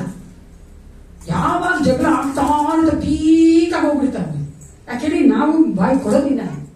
ಇಲ್ಲ ಅಂದ್ರೆ ಸಮಾಧಾನ. ನಾವು ನಮ್ಮ ಒಂದು ನಡತೆಯ ಮೂಲಕವಾಗಿ ಏನ್ ಮಾಡ್ಬೇಕಾಗಿದೆ, ದೇವರಲ್ಲಿ ಇಲ್ಲದೆ ಇರುವಂತ, ರಕ್ಷಣೆ ಇಲ್ಲದೆ ಇರುವಂತ ಗಂಡಂದ್ರ ನಾವು ಸಹ ಅವನ ರಕ್ಷಣೆ ಕರ್ಕೊಂಡ್ ಬರ್ಬೇಕಾಗುತ್ತೆ. ಬರಕ್ಕೆ ಸಾಧ್ಯ ಉಂಟು ಪ್ರಿಯ. ದೇವರು ನಮ್ಮಲ್ಲಿ ಆ ಕಾರ್ಯವನ್ನು ಮಾಡಿ ನಮ್ಗೆ ಸಹಾಯ ಮಾಡುವವನಾಗಿದ್ದಾನೆ. ಅಂತ ಒಂದು ಹೆಂಡತಿಯಾಗಿ ತಾಯಂದಿರಾಗಿರ್ಬೇಕಾದ್ರೆ ದೇವರು ನಮ್ಮ ಕುಟುಂಬವನ್ನ ಆಶೀರ್ವದಿಸುವಂತ ಕುಟುಂಬವಾಗಿ, ಆಶೀರ್ವದಿಸಲ್ಪಟ್ಟಂತ ಕುಟುಂಬವಾಗಿ ಮಾರ್ಪಡಿಸುವಾತನಾಗಿದ್ದಾನೆ. ಇಲ್ಲಿ ಮತ್ತೊಂದು ಕಾರ್ಯವನ್ನು ಹೇಳಿ ನಾನು ಮುಗಿಸಕ್ಕೆ ಇಷ್ಟಪಡ್ತೇನೆ. ಯಾಕಂದ್ರೆ ಅದು ಕಾಂಟೆಂಪ್ರರಿ ಆಗಿರೋದು, ಈಗ ನಡೀತಿರುವಂತಹ ಕಾರ್ಯಗಳು. ಓಕೆನಾ? ಇಬ್ರಿಯ 13:4, Hebrews chapter 13 verse 4. ಇಬ್ರಿಯ 13:4. ಹೆಂಡರ ಸಂಬಂಧವು ನಿಷ್ಕಳಂಕವಾಗಿರಬೇಕು.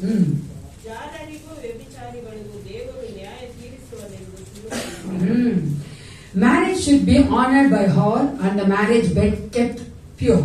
For God will judge the adulterer and all the sexually immoral. ಯಾಕಂದ್ರೆ ನಾವು ದೇವರ ವಾಕ್ಯದಲ್ಲಿ ನೋಡ್ತೀವಿ ಪ್ರಿಯರೇ, ಮದುವೆ ಅನ್ನುವಂಥದ್ದು, ಒಂದು ದಾಂಪತ್ಯ ಜೀವನ ಅನ್ನುವಂಥದ್ದು ನಾವೇನಂತ ನೋಡ್ತೇವೆ, ಒಂದು ಪರಿಶುದ್ಧವಾದದ್ದು. ಎಲ್ರಿ ಪರಿಶುದ್ಧವಾದದ್ದು. ಆದ್ರೆ ನವಡೇಸ್ ಏನಾಗಿದೆ ಅಂದ್ರೆ, ಅನೇಕ ಕಡೆಗಳಲ್ಲಿ ನಮ್ಮ ಮದುವೆಗಳಲ್ಲಿ ವ್ಯಭಿಚಾರವನ್ನ ನೋಡ್ತಾ ಇದ್ದೇವೆ. ನಾನು ಮಾಡ್ತಾ ಇದ್ದು ಅವಿಶ್ವಾಸಿಗಲ್ಲ ಪ್ರಿಯರೇ, ವಿಶ್ವಾಸಿ ಹೇಳ್ತಾ ಇದ್ದೀನಿ. ನಾನು ಕೇಳಿರುವಂತ ಅನೇಕ ಕಾರ್ಯಗಳು ಸಭೆಯಲ್ಲಿ 18 ವರ್ಷ ಆಗಿದೆ ಮದುವೆ ಆಗಿ ಗಂಡ ಹೆಂಡತಿಗೆ. 18 ವರ್ಷ ರೀ, 2 ಮಕ್ಕಳಿದ್ದಾರೆ ಅವ್ರಿಗೆ. 18 ವರ್ಷ ಮದುವೆ ಆಗಿ ದಾಂಪತ್ಯ ಜೀವಿತ ನಡೆಸಿ ಒಟ್ಟಾಗಿ ಇದ್ದು ಗಂಡ ಹೆಂಡತಿಯಾಗಿ ತಳತಾಗಿ ಮಾರ್ಪಟ್ಟ ನಂತರ ಈಗ ಅವರ ಒಂದು ಕುಟುಂಬಕ್ಕೆ ಹೆಂಡತಿ ಒಂದು ಇಲ್ಲೀಗಲ್ ಸಂಬಂಧ, ಗಂಡ ಒಂದು ಇಲ್ಲೀಗಲ್ ಸಂಬಂಧ. ತುಂಬಾ ಭಯಂಕರವಾದ ಕಾರ್ಯ. ದೇವರು ಹಾಗೆ ಮಾಡುವಂಥದ್ದು, ದೇವರು ಇಷ್ಟಪಡದೇ ಇರುವಂತ ಒಂದು ಕಾರ್ಯ ಸಭೆಗಳಲ್ಲಿ ಆ ಒಂದು ಗಂಡ ಹೆಂಡತಿಯ ಮಧ್ಯದಲ್ಲಿ ನಡೆಯುತ್ತಿರುವಂತದ್ದು. ಇದಕ್ಕೆಲ್ಲ ಏನ್ ಕಾರಣ ಅಂತ ನೀವು ನೋಡುವುದಾದ್ರೆ, ದೇವ್ರ ಭಯ ಇಲ್ಲ, ಅದು ಕರೆಕ್ಟೇ. ಆದ್ರೆ ಪ್ರಾಕ್ಟಿಕಲ್ ಆಗಿ ನೋಡುವುದಾದ್ರೆ ಏನಾಗ್ತಾ ಇದೆ ಗೊತ್ತಾ,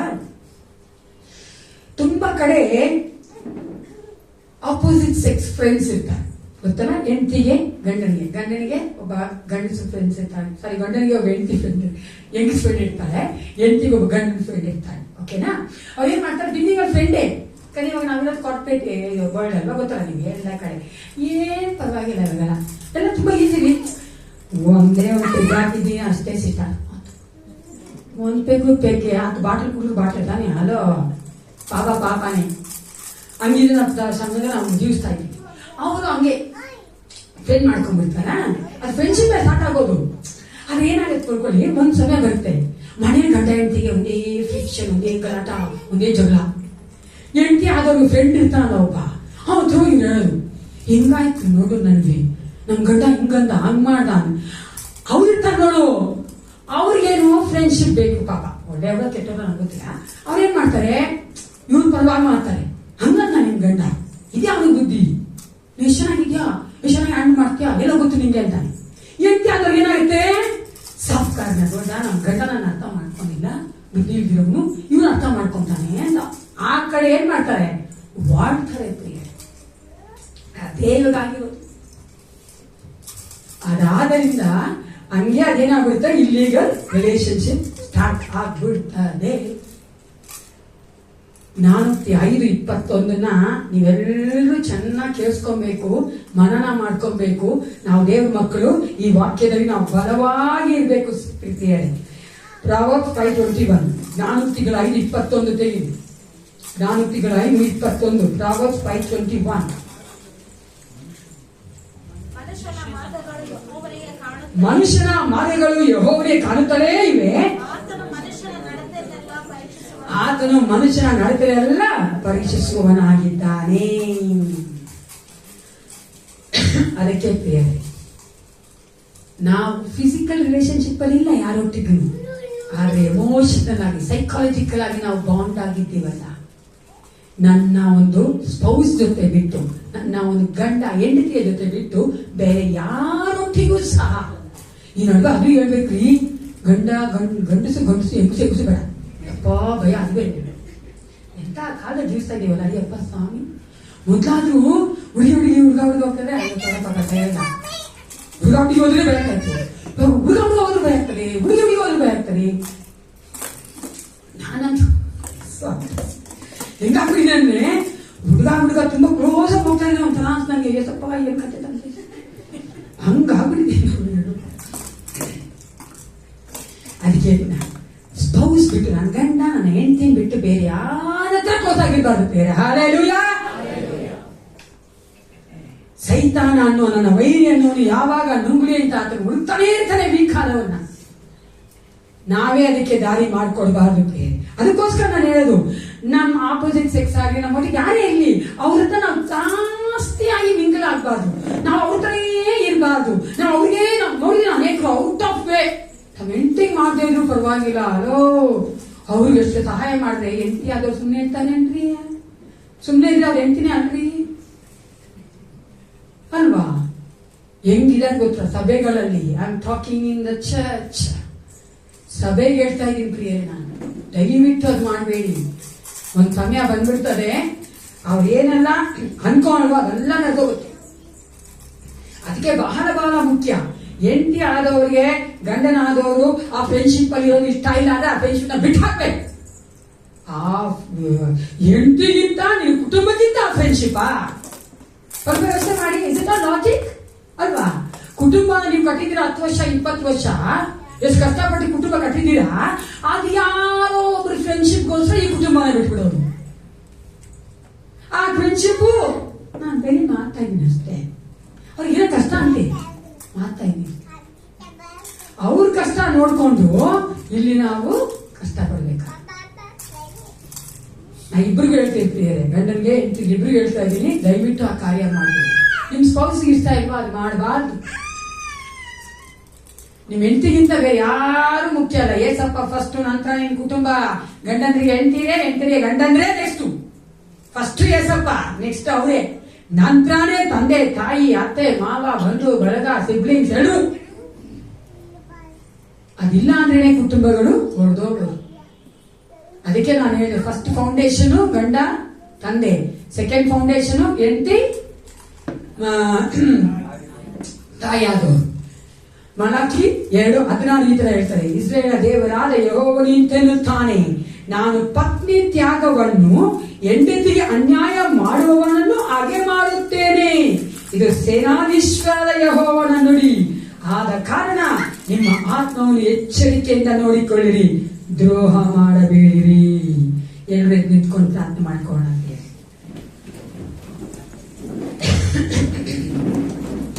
Hallelujah, we worship you, Father. Thank you, thank you, Jesus. ಸ್ತೋತ್ರ ಮಹಿಮೆಯ ಕರ್ತನೆ ನಿನಗೆ ಸ್ತೋತ್ರ ಉತ್ಥಾನ. ನಿನ್ನ ವಾಕ್ಯ ಓದುವ ಸಮಯದಿ ಗುರುವಾಗಿರು, ಪ್ರಾರ್ಥಿಸುವ ಸಮಯದಿ ದೇವರಾಗಿರು. ವಾಕ್ಯ ಓದುವ ಸಮಯದಿ ಗುರುವಾಗಿರು. ಹೌದೇ ಸಪ್ಪ. ಪ್ರಾರ್ಥಿಸುವ ಸಮಯದಿ ದೇವರಾಗಿರು. ನನ್ನ ಹತ್ತಿರವಿರು ಓಯೇಸುವೆ, ನಾನಿನ್ನನ್ನು ಬಿಟ್ಟು ಬಾಳಲಾರೆನು.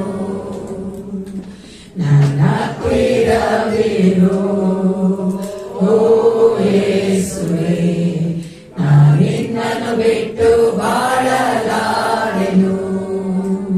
Hallelujah, hallelujah, hallelujah, hallelujah, hallelujah, hallelujah, hallelujah, hallelujah.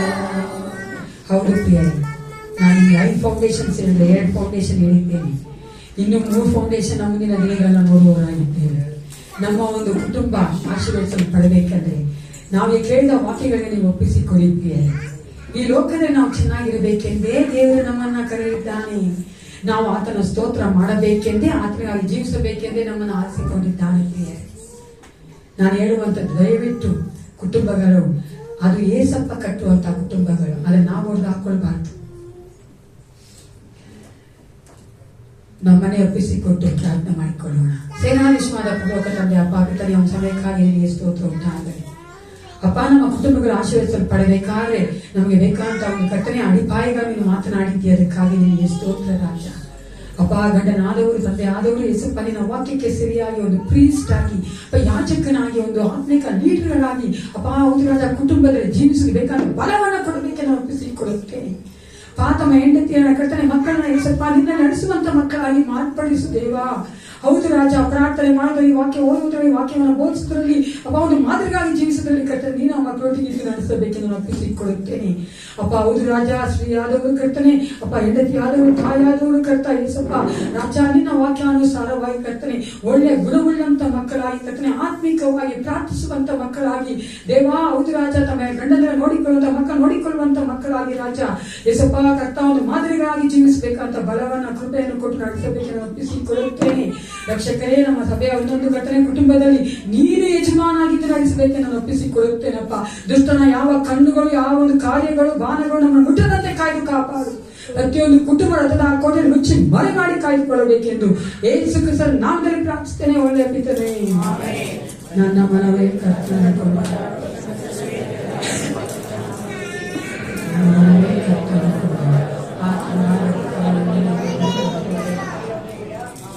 ನಮ್ಮ ಕರ್ತಾನ ಯೇಸು ಕ್ರಿಸ್ತನ ಕೃಪೆಯು, ತಾಯಿದೇವರ ಪ್ರೀತಿಯು, ಪರಿಶುದ್ಧಾತ್ಮ ಅನ್ಯೋನ್ಯತೆ, ಸಹವಾಸ, ಸಹಾಯವು ಸದಾಕಾಲ ನನ್ನೊಟ್ಟಿಗೆ ಇರಲಿ.